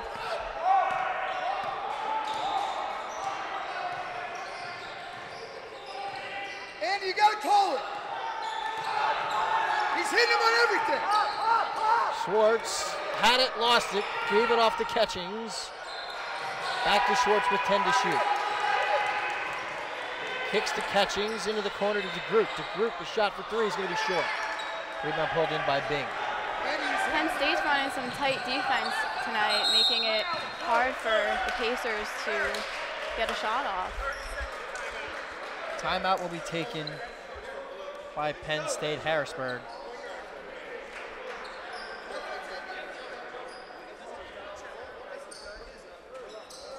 (15-13) in favor of the Nittany Lions.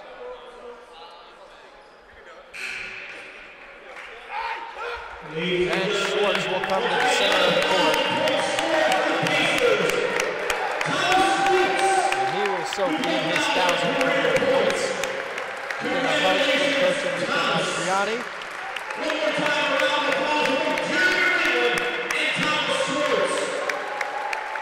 Big night for Pacer basketball, as it is. I'm not sure if this is actually a fact, but I'm only assuming here because I'm sure it probably hasn't been done, that two players in the same game in a 4-minute span get their 1,000th bucket.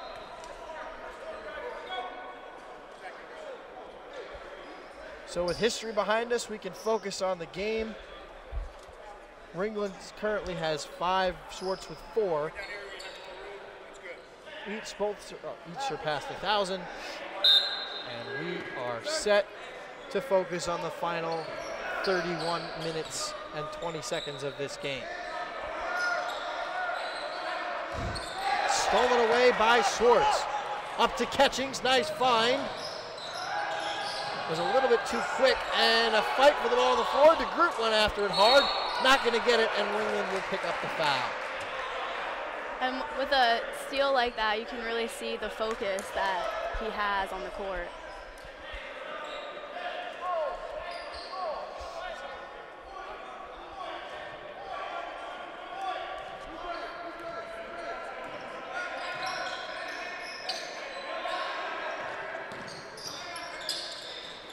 Pass inside to Williams on Monahan, over Ringland, and gets that one. It was a good effort on the defense by the Pacers.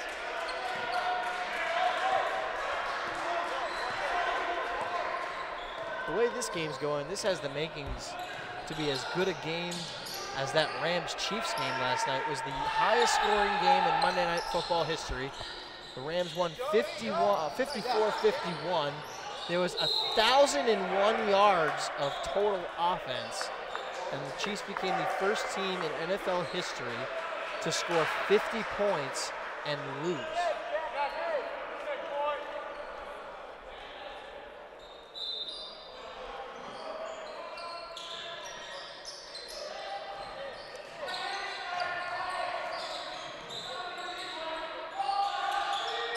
Catchings the pass over to Schwartz. He's going to take a deep three, not going to go.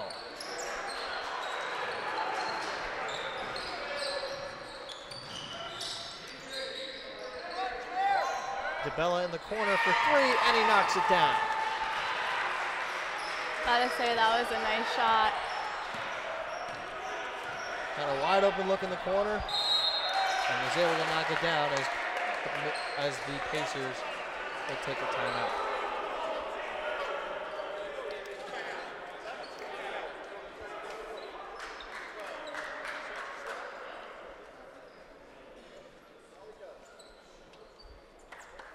So we're just over halfway through the first half.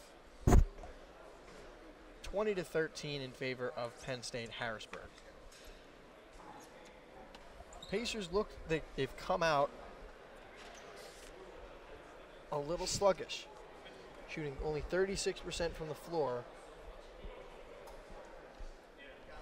and they're losing the rebound battle 12-6, and that height advantage for Penn State could really be a big factor here tonight. Yeah, but luckily we're only a little over a quarter of the way through, so it's a lot of time for a comeback. 4 offensive rebounds for Penn State and 6 second chance points. It's also a pretty big number. The Pacers are going to have to limit those second chance points in order to catch a W in this one. And the fast break points, which Penn State has gotten 10 points off of fast breaks. So the Pacers 6 in that category.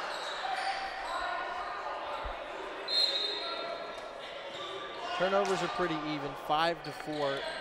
The Pacers have 4, Penn State with 5. Good, Joe. Good, Joe. Yeah. Inside, and pass was picked off by Alaiwu. He really just swooped in there with that one. Looked like a defender coming over the middle to intercept Patrick Mahomes, as he was picked off 4 times last night. Schwartz's foul goes to the and will go to the line for 2 shots. Thought it was on 34 in the block. And actually, they're going to call that on the floor. Looked like it was in the act of shooting, but I guess not. Jalen Horsey is checked in for the Pacers, the 6'4" sophomore. Schwartz, the fadeaway is blocked by Alayu.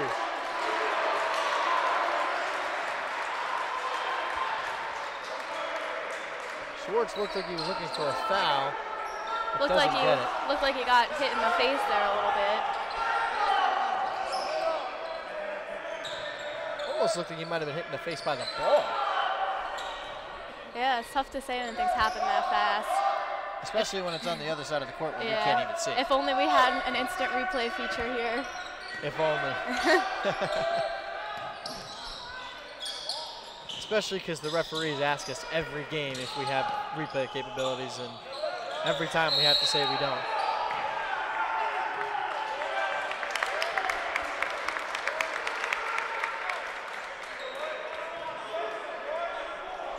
They're going to call an offensive foul on Khalil Williams.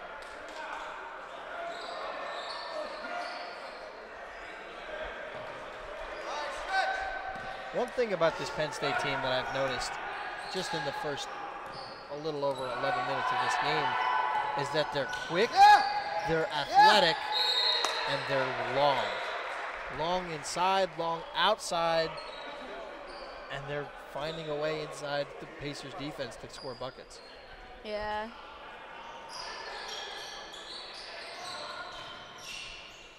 Kick out. Set him. That's Horsley. Catchings drives. Shot blocked. Pacers wanted a foul, but they don't get it. And the Pacers are moving the ball around, but Penn State is just quick to catch on. That and the fact that they're driving and have no room to take a shot because Penn State's just so much bigger and honestly more athletic. Monahan's up and under is not going to count, as it was a shot clock violation. It goes back to Penn State. Chalk up another turnover for this Pacers squad.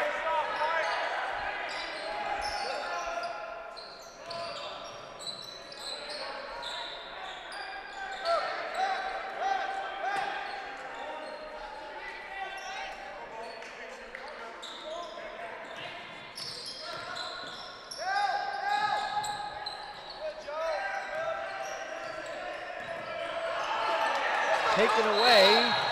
Cockrell will be fouled. Cockrell is just into the game, which is kind of surprising because he played very, very well over the weekend in the tournament at Rutgers.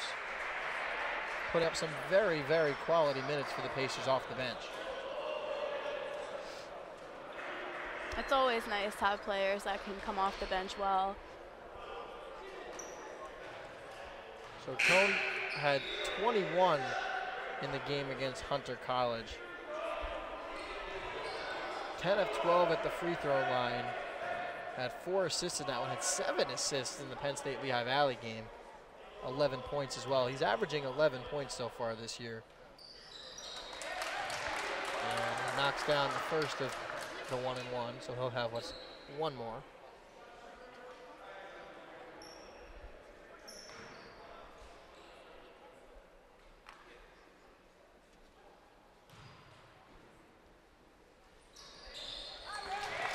Two of 2 from Cockrell at the line. And like I said, in games like this, free throws are important because every point makes a difference.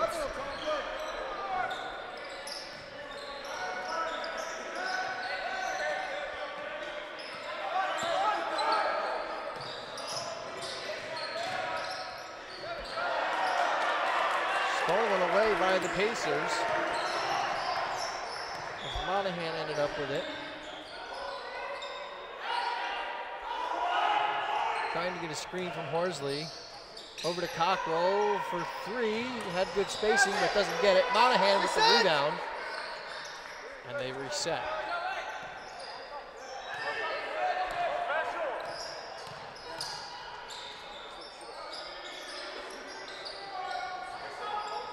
Schwartz drives, kicks, ends up in the hands of Monahan.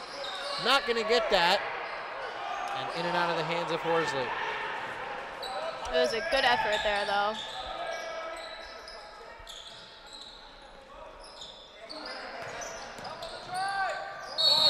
Horsley's going to take the charge. Great defensive play by Horsley.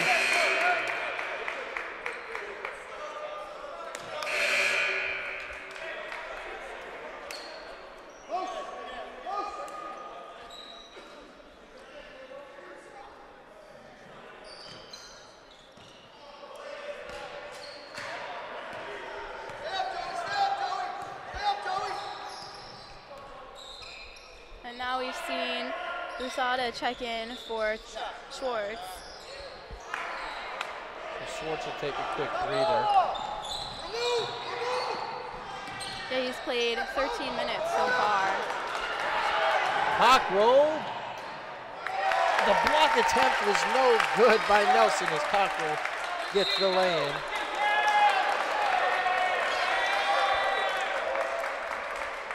He's another player on the Pacers that's quick with the ball.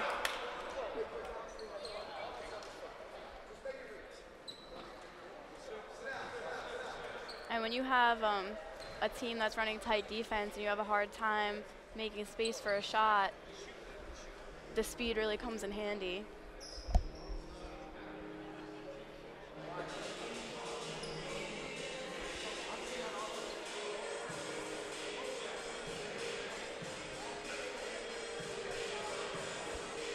Trying to find some scores from other teams in the Atlantic East. Not having all that much success. Guess they don't have live stats like we do. We may not have instant replay, but we do have live stats. That we do. Thank the athletic department for that. This game flying by. We're already 14 minutes played in the first half. That tends to happen with exciting games like these.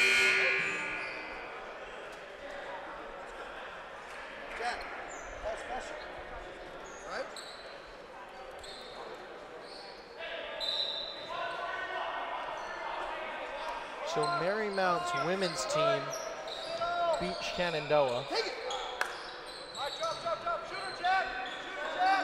won pretty handily in that one by 20 points.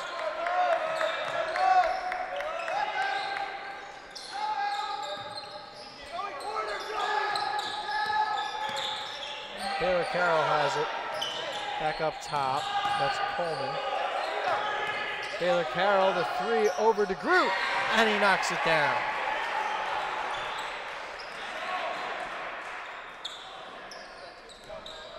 So the Marymount men's team playing Bridgewater.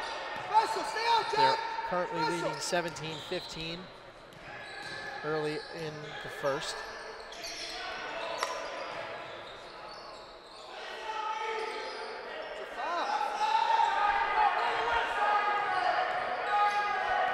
Six to shoot. Cockrell drives.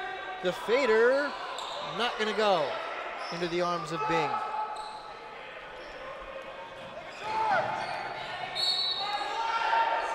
It's tough being 5'9" in the paint with a lot of players who are well over 6 foot.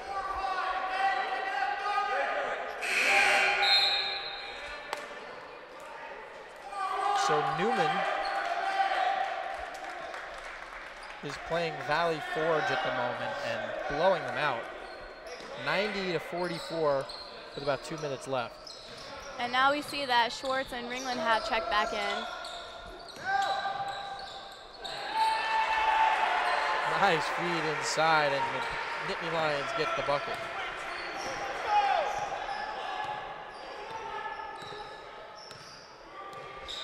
Hopefully the Pacers can get a bucket on this possession to close the gap in the scores that's leaning towards 10 points now. Cock roll, the drive, and the finger roll is good.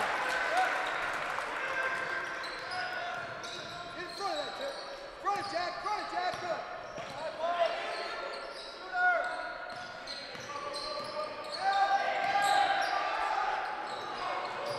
That shot not going to go to the offensive board by Bing. And it's back to an 8-point game.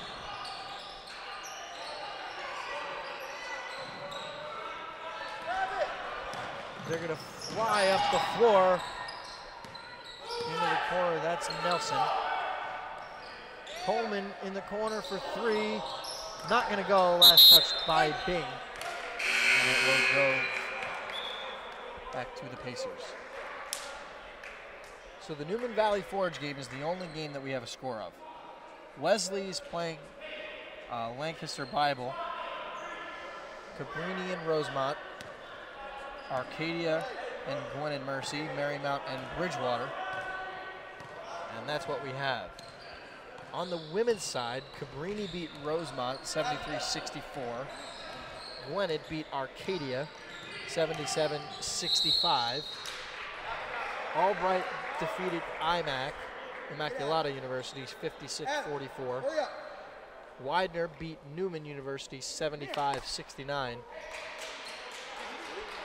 As we just mentioned, Marymount beat Shenandoah 56-31. And as we saw before, the Pacer women fell to the University of Scranton 68-47.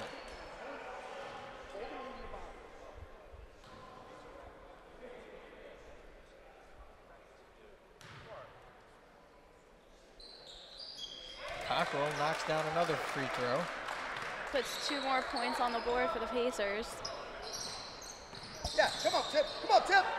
Drop, drop, drop, middle. On the women's side in the Atlantic East, Newman is 4-0, Marywood 2-2, Marymount 3-2. Hey, hey, Frank. Immaculata now 2-3. And as for the men's side, Gwinnett Mercy 3-1, Marymount 3-1, the Pacers 3-2, Newman 3-3, Immaculata 2-4, and then Cabrini 1-2, and Wesley 0-3 bring up the rear. Pacers were picked tied for last in the preseason poll with Immaculata, and I really do find that hard to believe, but at the same time, they could have also been taking into effect the possibility that Jeremy Ringland was not going to be playing this year, although he is. So personally, at least in my book, that you've got to put the Pacers somewhere in the top 3. That just really goes to show how valuable Ringland is to the Pacers. Rebounded by Bing. 2:59 left in the first half. Pass inside to Bing. Shot no good, but he was fouled. Busada picks up the foul.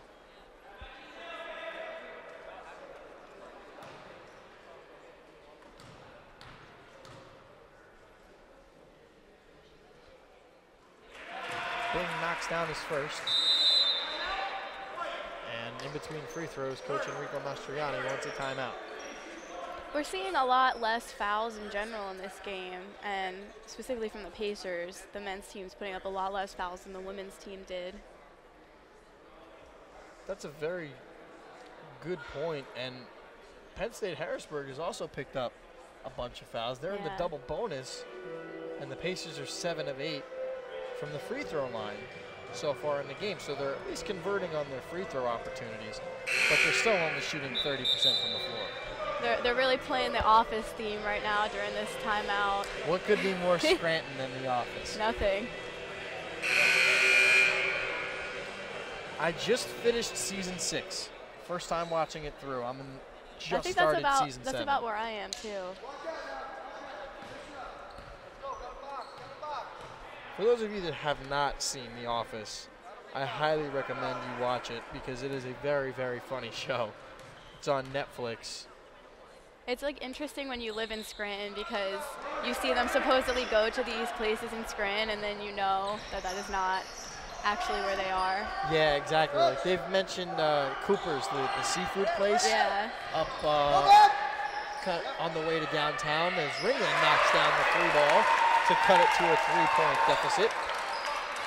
But Cooper's, I've never been there because I'm not really a seafood guy, but from what I've heard about that place, it is really good. It looks like it belongs at the beach. Like, Yeah, it has you're right, that deck does. and everything. You would expect that you go up on the deck and see an ocean, but it's just some houses. But, and the B-roll you see in the beginning is all shots from actually here in Scranton. I think that's from when John Krasinski, who plays Jim, came to like check out Scranton.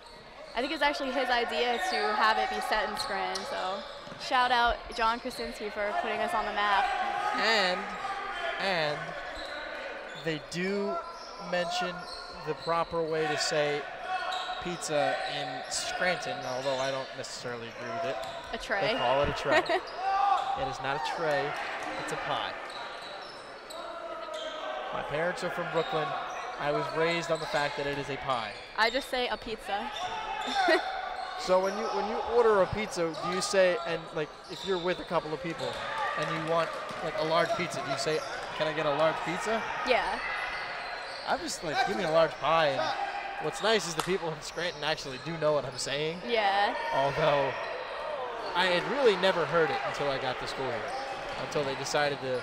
So the first person I heard say tray, I think, was one of my teammates on the baseball team. I can't remember who it was, but I remember hearing them say tray, and I'm like, what in the world are you talking about? Yeah, I was definitely confused the first time I heard that too. I was like, a tray of what? I was like, a tray, like, that you put the pizza on? Like, what are you talking about?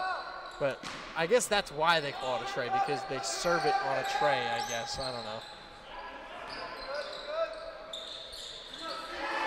Nice 3-ball there by Baylor Carter.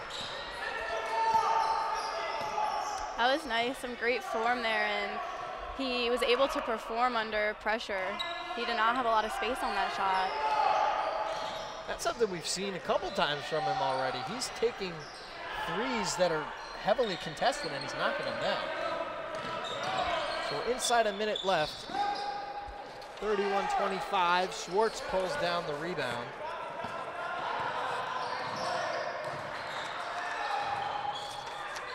Number 4 for him, a nice up and under by Jeremy Ringland. And he's in double figures with 10, as it's just a 4-point Pacer deficit.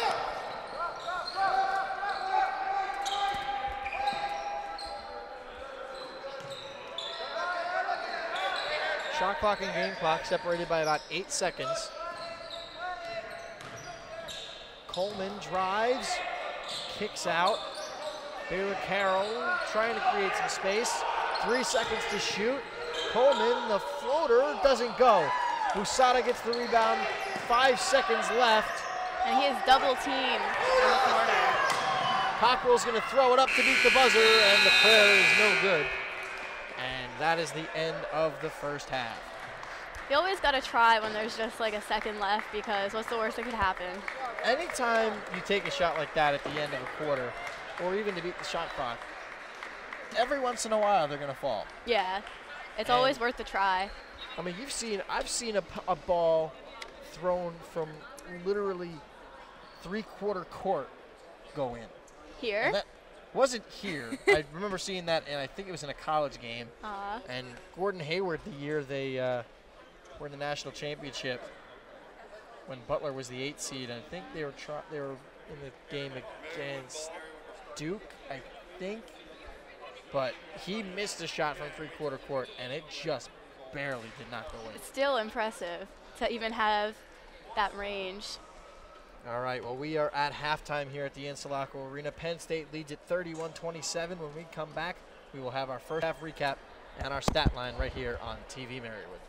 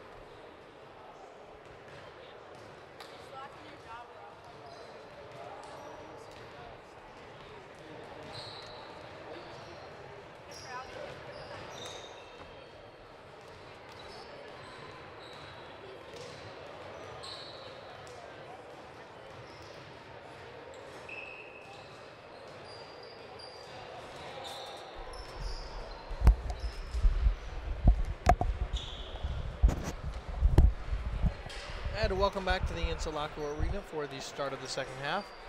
Let us quickly take a look at our first half stat line. And there's some pretty staggering numbers here, as big advantage in the rebound department for the Nittany Lions. Though the Pacers do lead in the turnover department, they have 7, yet Penn State has 10. 7 of 8 from the free throw line, so they're at least knocking in their free throws, but they're only shooting 35% from the floor.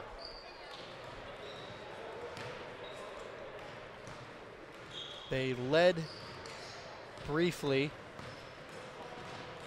They only led for about 2 minutes and 20 seconds of this game so far. The last time the largest lead they had was 9-4 at the 16-15 mark of the first. Pacers are leading in fast break points with 12 points and Penn State with 10 points. And in the stats, you can really see the height advantage that Penn State has. They have 18 points in the paint, while Marywood only has 14. And they have 4 blocks, while Marywood has 0 blocks. Second chance points is also a big stat here, and 11 for the Nittany Lions, only 2 for the Pacers.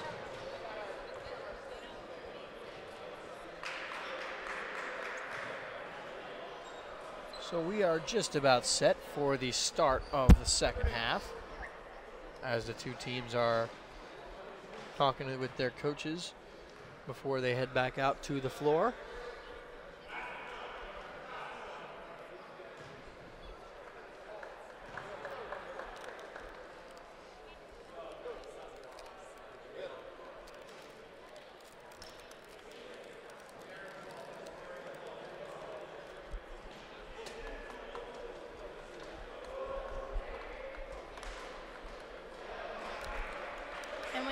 To see at the minutes, you see that Schwartz has played 18 out of the 20 minutes that have gone by so far.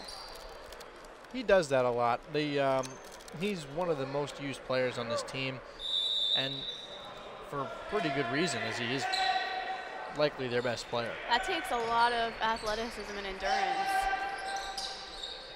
Well, if there's one thing he has, it is athleticism and endurance. For sure. So the Pacers now they are moving. Actually, Ringland knocks down the 3 ball there. Nice. So it's back to just a 1-point deficit. So the Pacers now are moving left to right on your screen. Penn State moving right to left.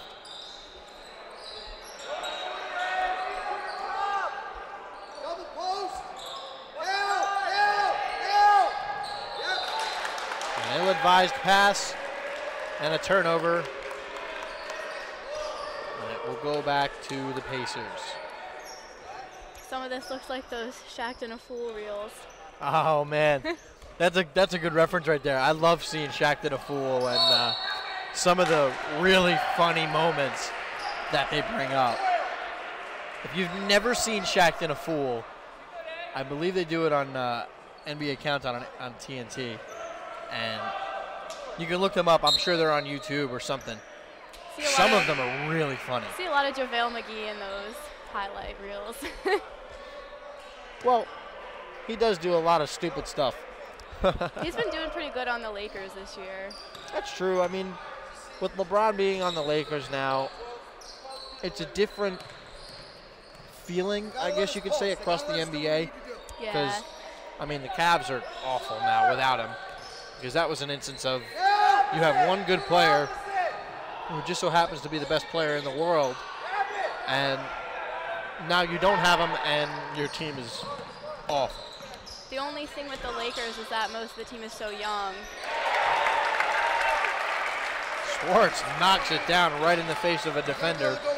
But, I mean, the Lakers have some young players. I mean, you have the oldest of the Ball brothers, Lonzo, who had a solid season last year and looks like he improved his shooting stroke, as it's not as off to the side as it was. Which that's something that everyone predicted with LeBron coming to LA, that he was gonna fix that. Yeah, I mean, anytime you play with a player like LeBron, you're bound to get better. Like, especially on this Pacer squad, like when you play with a guy like Tip Schwartz, who's good at moving the basketball around. Actually, he's a great shooter, but I'd say getting catchings really helped Schwartz elevate his game to what he's at now, because Catchings has such great court vision, and he's able to find the open man anywhere on the floor. Yeah, you got to have someone to play off of. And that's what Catchings is for this team, and that's why he started pretty much every game he's played here in college. And he's only a sophomore, so we have some more time to see him grow. Back to a three-point game.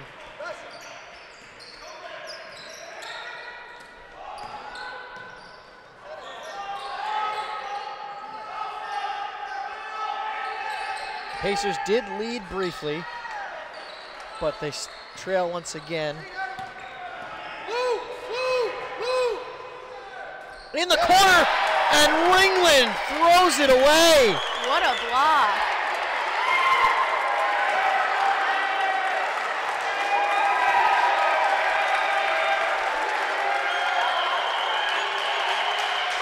The crowd, albeit very small, is really getting into this one. And Ringland with one of the most powerful blocks I've ever seen.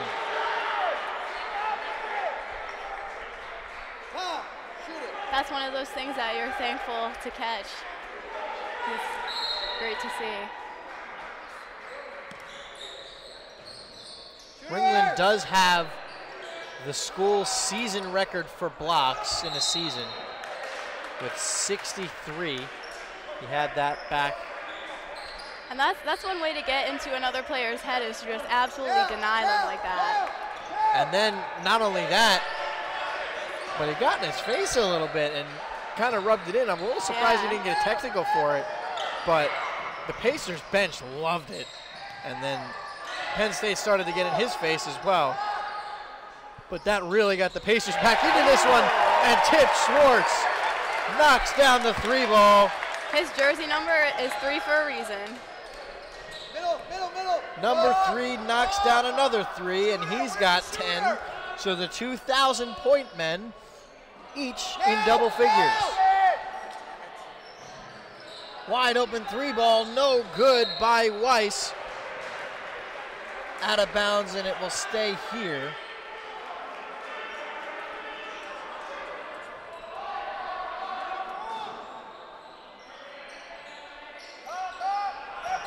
Into Bing. Weiss gives it back into Williams. Williams inside, and Bing with the lay-in.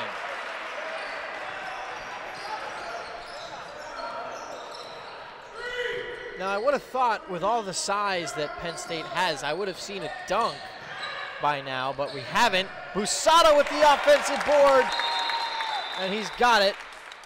Schwartz lost his shoe. So he'll have to come out for a second, as they had a timeout for him. Definitely do not want to be running up and down this court with untied shoes. Now that's something that I thought you'd have to come out for, but it is DiFilippo who comes out. So Schwartz stays in. Zach Tinkham is into the game. He's 5'9" junior. Tipped away from Bing. Great job there by Ringland.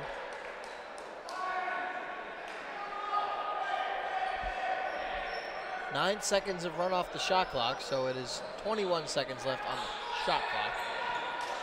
So plenty of time for Penn State to get a shot off.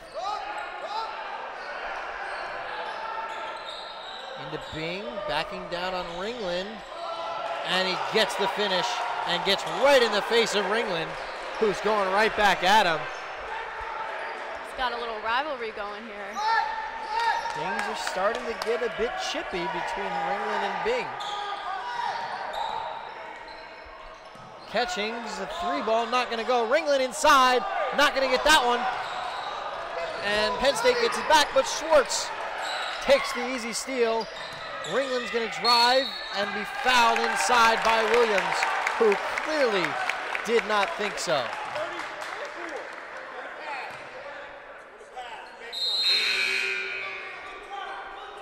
That's Williams' third, and a timeout will be taken by Penn State head coach Don Friday. I always wonder, like, when basketball players try to talk to the refs after they get a foul called on them, has that ever worked for them? No. I mean, in the years that I played, it never worked, and I'm sure any of these guys can vouch and say that it probably hasn't. I've never seen it work in the NBA or anything like that. So I mean, unless your name's LeBron James, yeah, I was maybe just gonna say work. that. Because LeBron is honestly plays like one of the biggest babies sometimes, because he'll complain about anything that goes against him. I agree. As much of a LeBron fan as I am, I agree with that. I can't say that I'm exactly a LeBron fan. When it comes to the GOAT argument, I am 100% on Jordan. So I think that it's like hard to compare people just because the game has changed so much between Jordan and LeBron. I always say that there's no sense in comparing because I feel like it lessens the greatness of the players when we should just all let them be great in their own ways. So LeBron has been to the last 8 NBA Finals. He's won 3. He's been to 9 overall. He's 3-6 in those finals. Unfortunately, as great of a player as he is, he hasn't been able to be on that strong of a team. I mean, as Ringland knocks down the free throw line jumper, I mean, for LeBron, he makes the teams good. Like we saw that now, actually both times with the Cavs. He made that team good, but the last 3 seasons, it's just been the Warriors have just been too good. Yeah. And that's why I don't even watch the NBA anymore, since it's such a guarantee that the Warriors are going to win every year, and it's so annoying to watch. Well, and that's why I was a little sad to see LeBron go to the West, because now there's going to be less, it might be less exciting, the actual NBA Finals. Ringland doesn't get that one, and a late shove by Bing. Back to Ringland in the corner. Drives baseline and gets fouled by Alayu. You know, I would have liked to see LeBron go to Philly. That would have been cool to see him play with Ben Simmons. I mean, Ben Simmons is kind of, I guess you could say, a kind of a LeBron clone. Yeah. In the fact that outside of the fact that he's left-handed, early in his career, not the best shooter in the world, but he's got tremendous athleticism, can handle the basketball, and just has that it factor. Now that Jimmy Butler got traded to Philly, it's going to be an interesting season. Butler's done pretty well so far for the Sixers as they get a friendly roll there that time by Coleman. Nice play there offensively. So Penn State leads by 5, but watching the Sixers the last couple of seasons, you can see the improvement in guys like Simmons, guys like Embiid, as Catchings is fouled hard that time by Alayu. Catchings got the body. Alayu may have gotten the block, but he did hit Catchings in the body. So he'll go to the line for 2.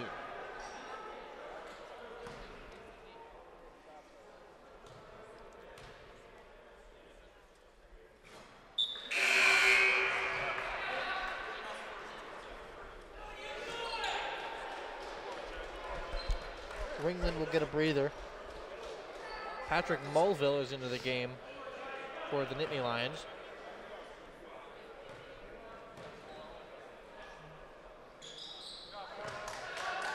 Jalen Horsley and Joey Monahan in for the Pacers.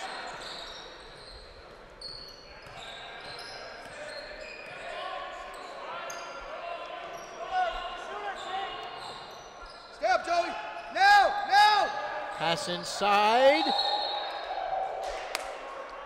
Knocked out of bounds by the Pacers. So Penn State will keep it. Tip, Gray. Hey, Luke Gray. Bing will come back in. Luke Gray. They get it into Bing. Shot over Horsley. Not going to go. Actually, that was Williams. Catchings gets the steal and brings it up.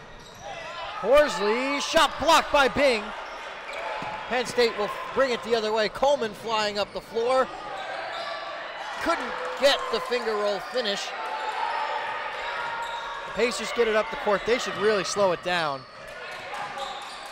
Schwartz for the lead. Not going to get it. Fight for the ball on the floor. And it's a jump ball.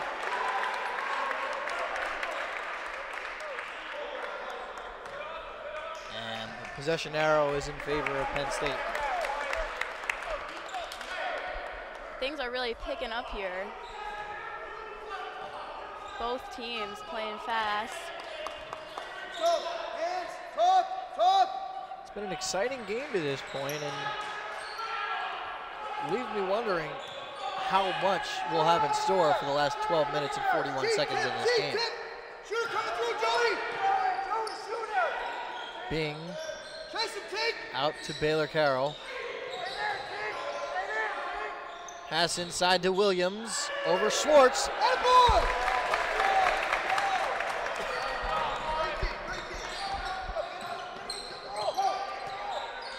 Good defensive play there by Schwartz as they're going to have a foul on Coleman. Reached around Schwartz to get to that one. Pacers will keep it.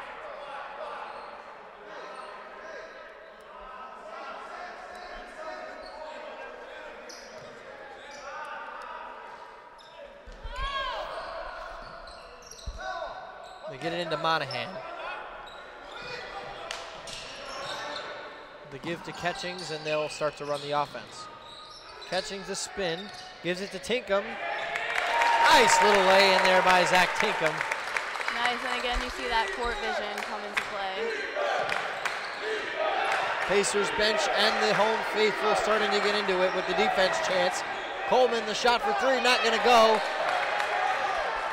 So the Pacers will have a chance here to take the lead.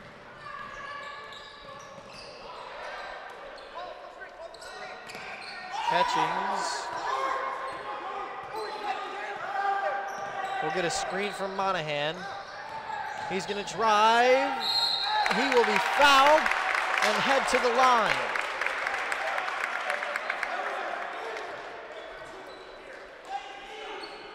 That foul goes on Baylor Carroll,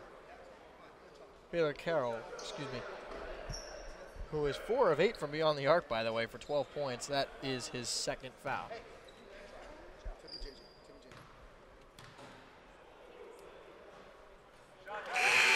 And Catchings gives the Pacers the lead.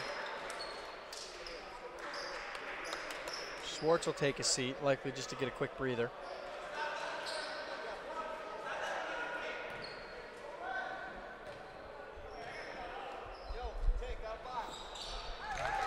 Catchings knocks down both.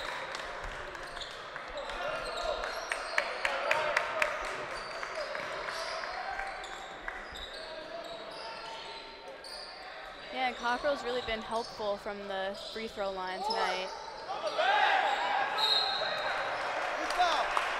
It's a good foul there by Cockrell as he will send Alayu to the charity stripe.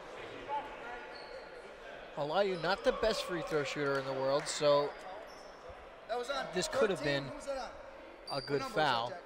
How many is that? So Alayu will have a chance to tie with 2 made free throws. Hey! First one goes down. Jeremy! Lock out! It's got to be ours!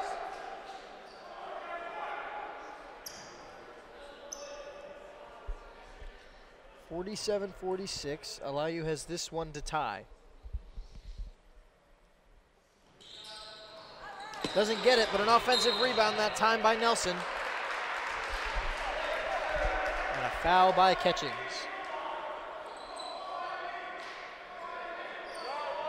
Luke Gray! Luke Gray! Luke Gray! Shooter over there! No! Pat! This is a very exciting game with the Pacers with a 1-point lead. Now! Wide open man in the corner is Nelson. Nelson with the drive and the finger roll finish. Gotta say that was a very nice shot.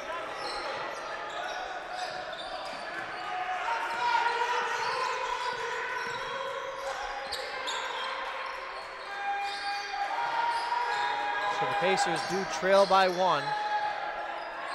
10:45 left, and Ringland will draw a foul.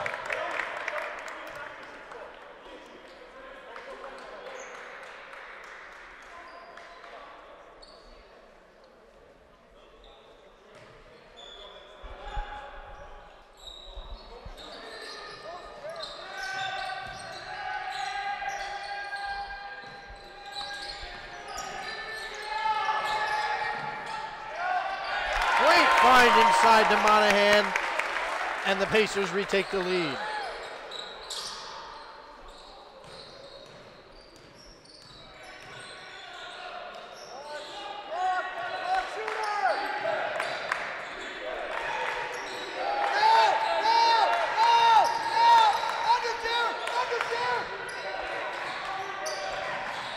Drive by Nelson. Kick out to DeBella, and he knocks down the trifecta. It's been a very contested game. It's hard to take your eyes off the court.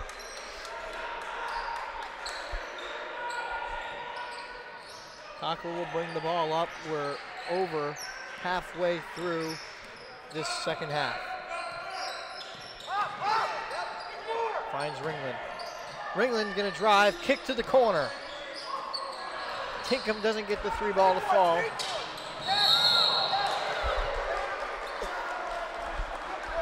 Cockrell will be called for another foul.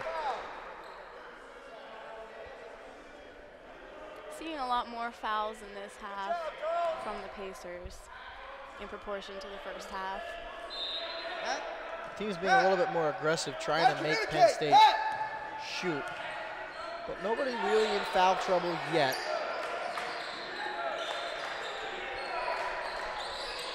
No player on the Pacers has more than 2 fouls at the moment. A drive by Cockrell, kick out to Ringland.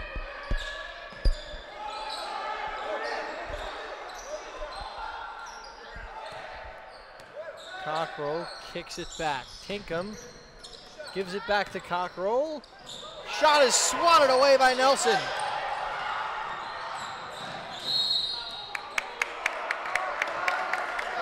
And a great job there by Catchings to draw the foul. So he will head to the line for 1-1. And for the remaining 10 minutes of this game, the Pacers are in the bonus.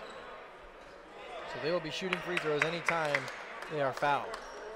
That's always a nice little advantage to have. I feel like I can't say it enough in this game that free throws can really make the difference. Catchings knocks down the front half of the 1-on-1.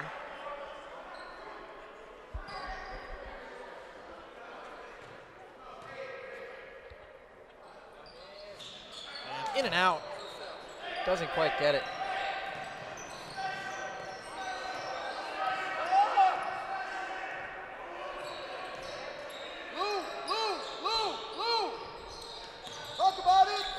Gives it off to Nelson. Nelson drives on Monahan, gets the hoop and the harm, and will get one more at the free throw line.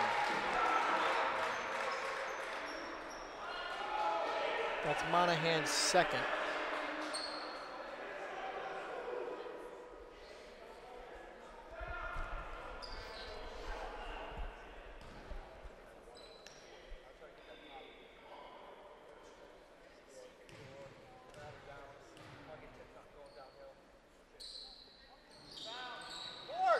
Doesn't get it.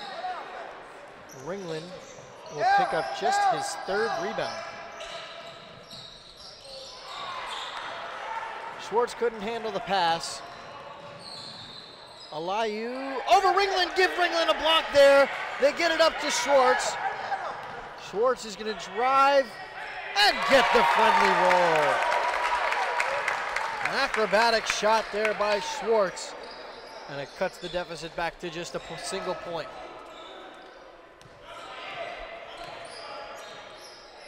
And this is pretty much how it's been this half. Talk about it, talk about it. Very even as the Pacers right now are +2 for the half. One team makes a shot, the other team can answer back for that. It's been a back and forth affair than this one so far.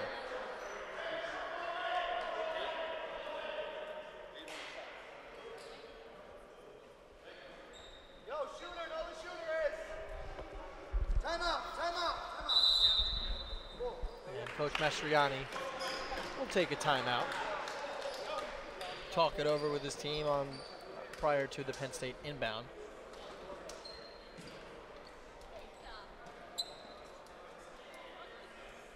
So I don't know if any of you are golf fans out there, but if you are, like myself, the match between Tiger Woods and Phil Mickelson is coming on Black Friday, and they are playing a match for $9 million. And I tell you what,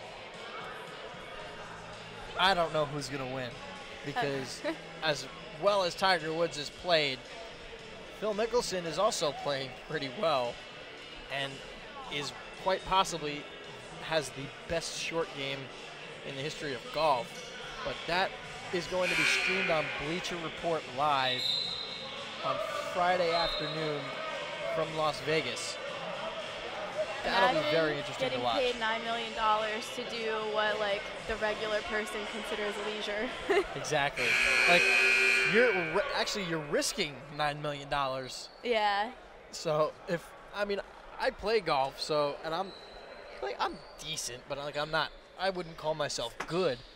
But if I had to bet $9 million to play in a match against somebody, I would really be nervous.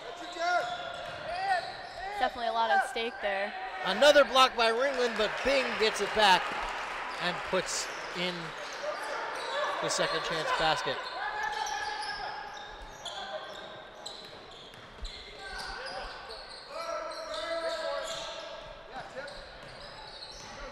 Schwartz drives, the hoop and the harm, and they'll have a chance to tie it.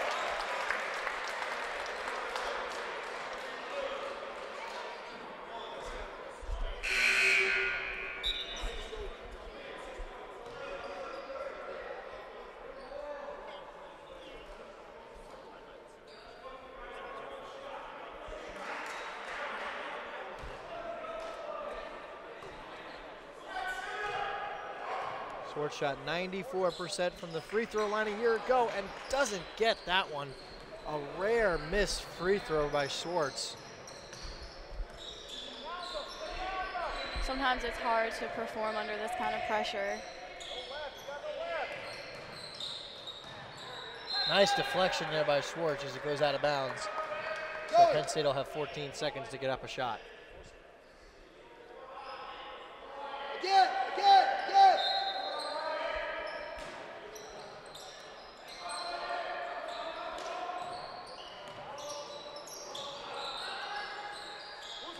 Bing backs down on Ringland, pushes off. They don't call it, but he gets the lay-in. Bing just said something to the Pacer bench.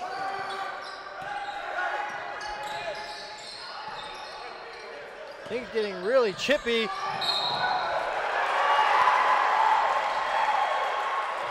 A charge is taken that time by DeBella. Ringland looked like he was trying to throw it down, but couldn't get it.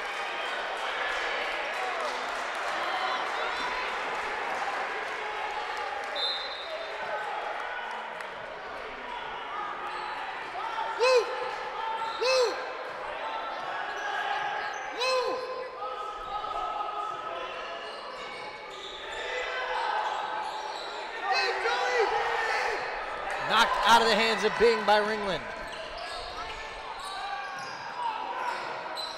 Bing and Ringland, you can see it there in the lower left part of your screen. They were going at it a little bit, each of them trying to draw a foul. Cockrell's going to be charged with a foul here. That's going to be his third. And now both teams are in the bonus.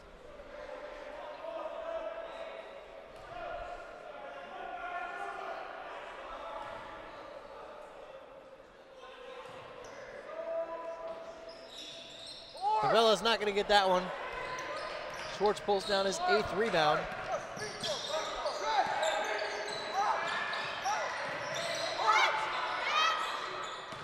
Ringland passes into the corner to Monahan. Ringland gets it back.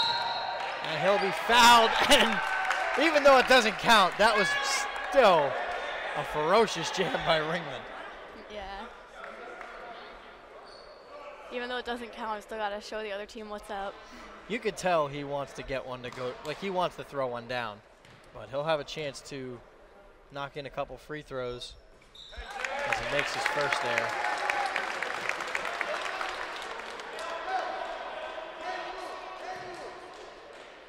Has a chance for one more at the line. And he knocks down both.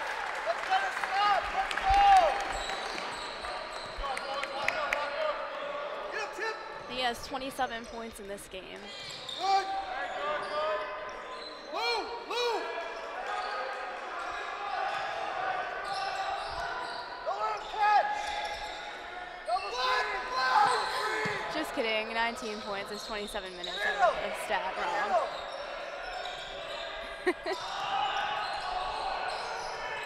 Bing can't get that one. Schwartz pulls down rebound number 9. So he's a rebound away from a double-double. Ringland left wide open for 3, not gonna get it. Give Bing the rebound there. That's his 9th. Time, good. Bing's got 15 and 9, so he's also a rebound away from a double-double. And a timeout will be taken here by Penn State Harrisburg. 1 point game, 5:25 remaining. All right, Brianne. I got two. All right.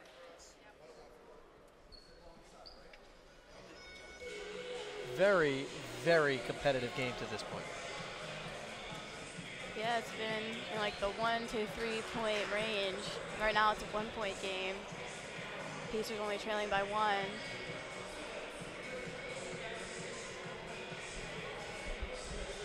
The story of the game, though, outside of the 2,000-point scorers, Ringland and Schwartz, has been the battle inside between Ringland and Bing. Both players have been going at it pretty hard. It's gotten pretty chippy between the two of them. I wouldn't be surprised at all if at some point later in this game we maybe see a technical for one of the two, but at this point, if you're either one of them, you've got to be careful because, for one, Ringland has 3 fouls and Bing has 2. And in addition to that, it's a 1 point game. So any technical foul results in free throws. Baylor Carter from the corner, not going to get it. Baylor Carroll missed that one.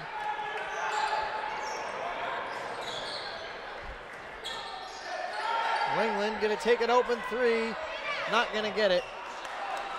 Good box out there by DeBella.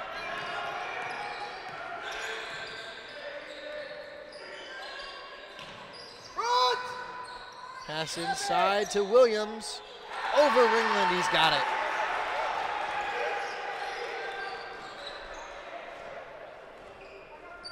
Back to a 3-point game.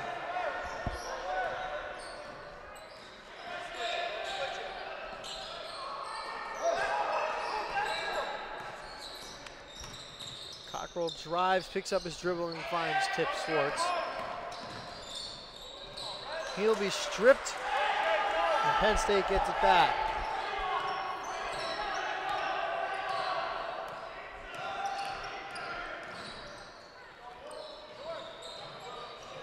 Shot comes up short, rebound there by DeBella. Shoot her down! Pass a little too tall for Williams, and it'll go back to the Pacers.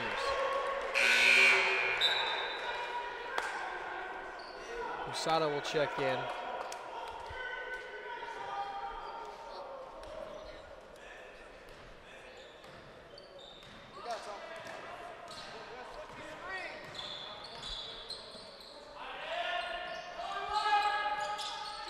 They give to Schwartz from the top of the key. Doesn't go. Usada with the offensive board, and the Pacers reset.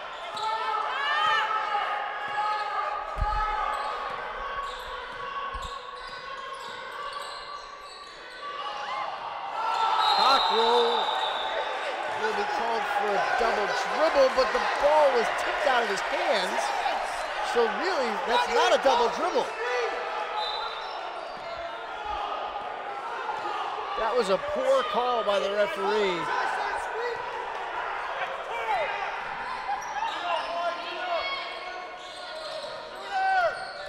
Which that's really tough when a ref makes a call like that in such a close game. Ringland with another big block. And Catchings will be fouled. Never a dull moment. 3:12 left. 3-point game. Catchings can make it a 1-point game.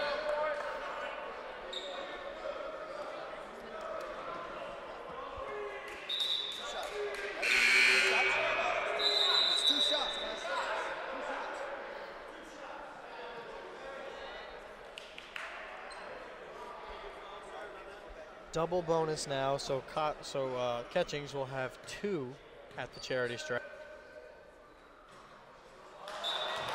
Can't get the friendly roll. Monahan checks in for Busada.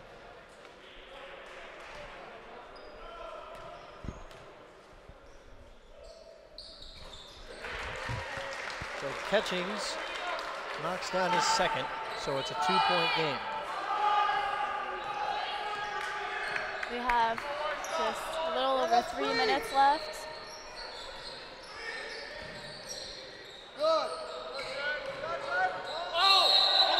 And they're going to call the offensive on Coleman. Great job by Schwartz.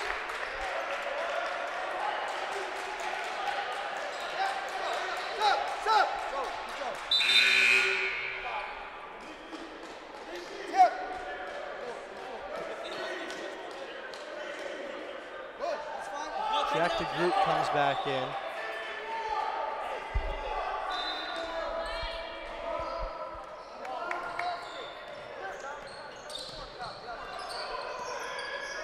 Schwartz will bring it up the floor. He's going to drive, kick to the corner, back up top to Ringland. Ringland kicks it to Cockrell for 3 in the lead, and he's got it. The Pacers' first lead since the 10:07 mark here in the second. Great teamwork on that play to take the lead for the Pacers. Bing guarded by Ringland, backing down, got Ringland in the air. The 3-ball by Nelson, and he answers with one of his own. And that's really how it's been this whole game.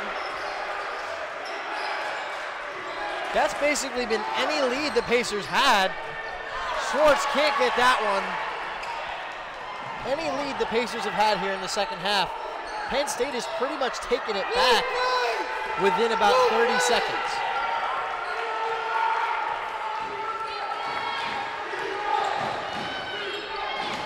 Bing gets Ringland in the air. Hoop and the harm. So it's a 4-point game and Bing can make it 5.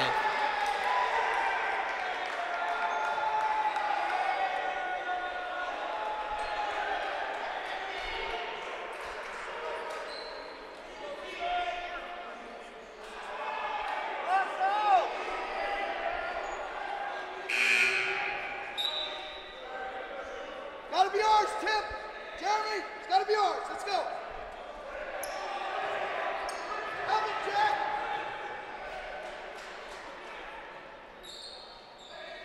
So Bing will get that one. he will head to the bench in favor of Alayu.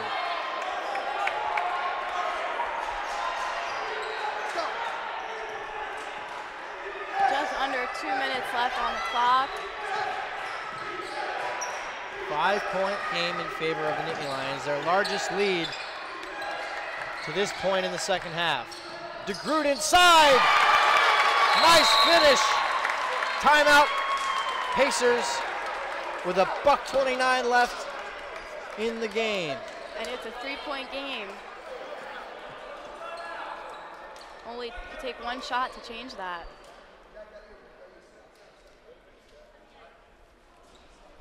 A back and forth affair might be an understatement. This game has had a lead change, at least in the second half, just about every couple of seconds. What do you think? What are the chances that we hit overtime? The way this game's going, I'd say it's pretty good. Much more exciting than the game last week between the Pacers and Penn State Lehigh Valley. That is true. Penn State Lehigh Valley didn't even stand a chance. The Pacers blew them out of the water. Oh, yeah. Played so well they put up 90 points in that one.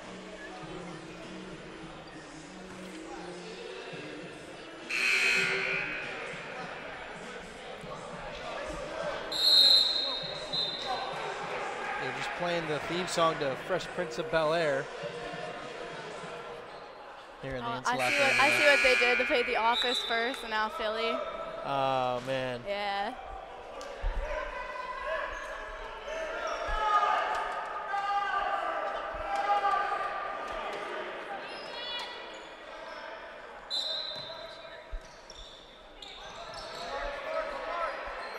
Coleman will bring it up the floor.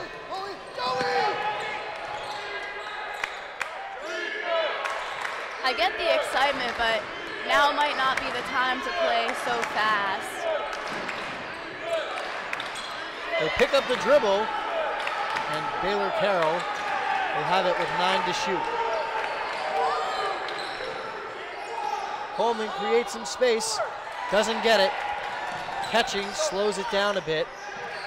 Pacers no need to rush. They are under a minute, but there's no need to rush a shot here.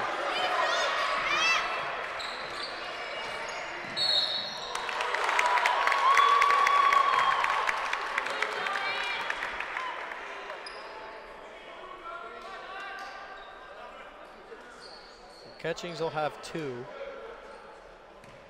after the foul by Bing.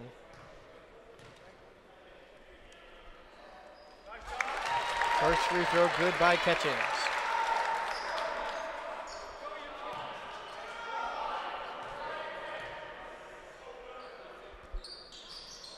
He misses his second, so it's still a 2-point game.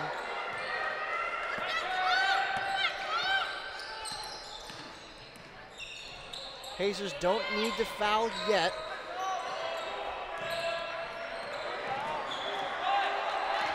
Penn State likely to hold for 1.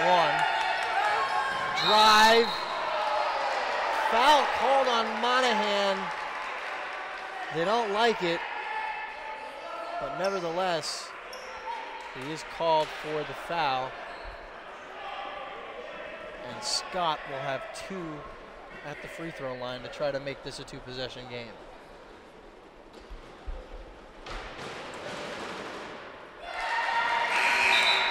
Knocks in the first. Walk out, we gotta have it too.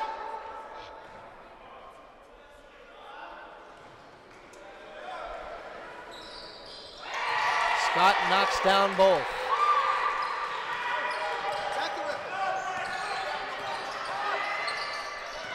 Schwartz gonna drive, the lay-in's not gonna go, and Ringland's gonna have to foul himself out.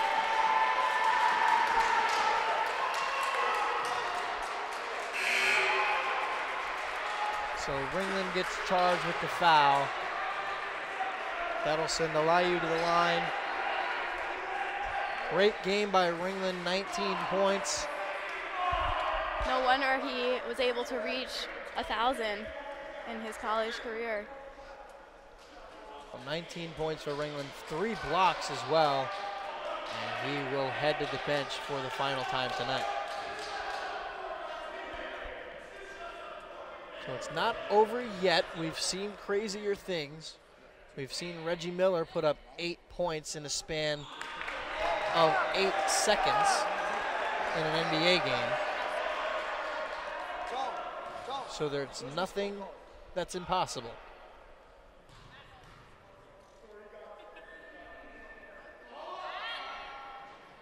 Alayu makes his second. So the Pacers will need a quick 3 and a foul. Cockrell will be fouled, and he'll have 2 free throws. Probably a smart foul there by Penn State.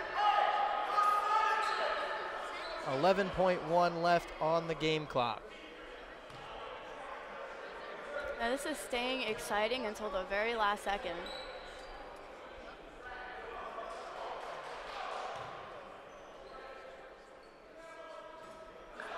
In and out for Cockrell.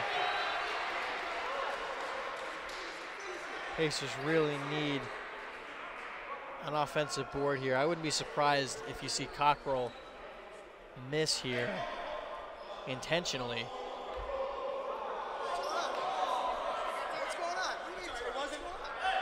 And try to get an offensive board. Because when you get the offensive board, kick out for 3. If you make that, you're down by 2, and then you got to get a quick foul. In and out, and a rebound by Coleman. And he'll have a couple of free throws to likely ice it for the Nittany Lions.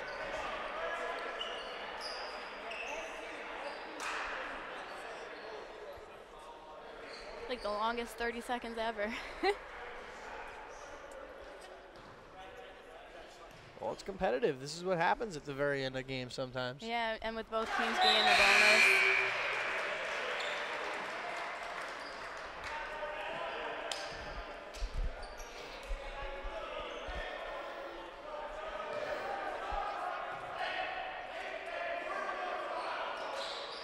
Coleman makes them both to make it a 7-point game. Schwartz up the court. He's just going to drive, take the fadeaway jumper. That one's good.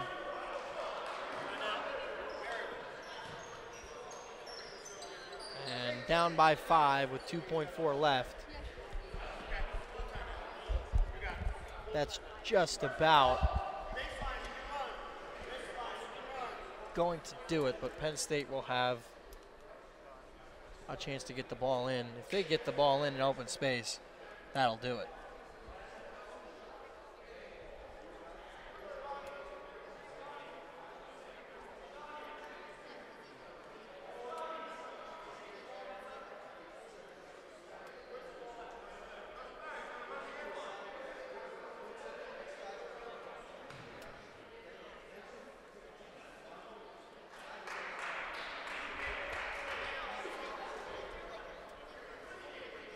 On the Penn State Harrisburg side,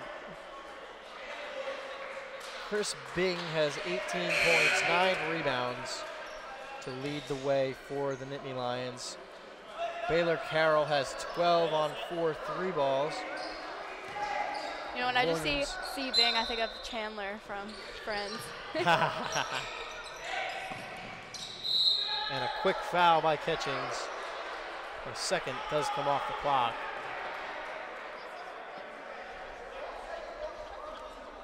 So that will likely do it.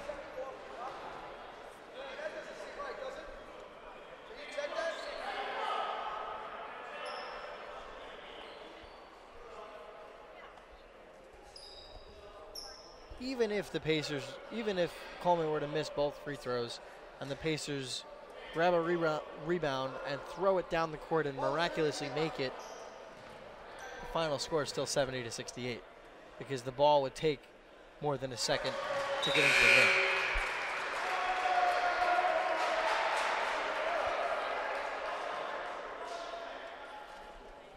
So Penn State Lehigh Valley will improve to 4-1. Marywood drops to 3-3. That's it on the back end. And we'll see if that dunk counts.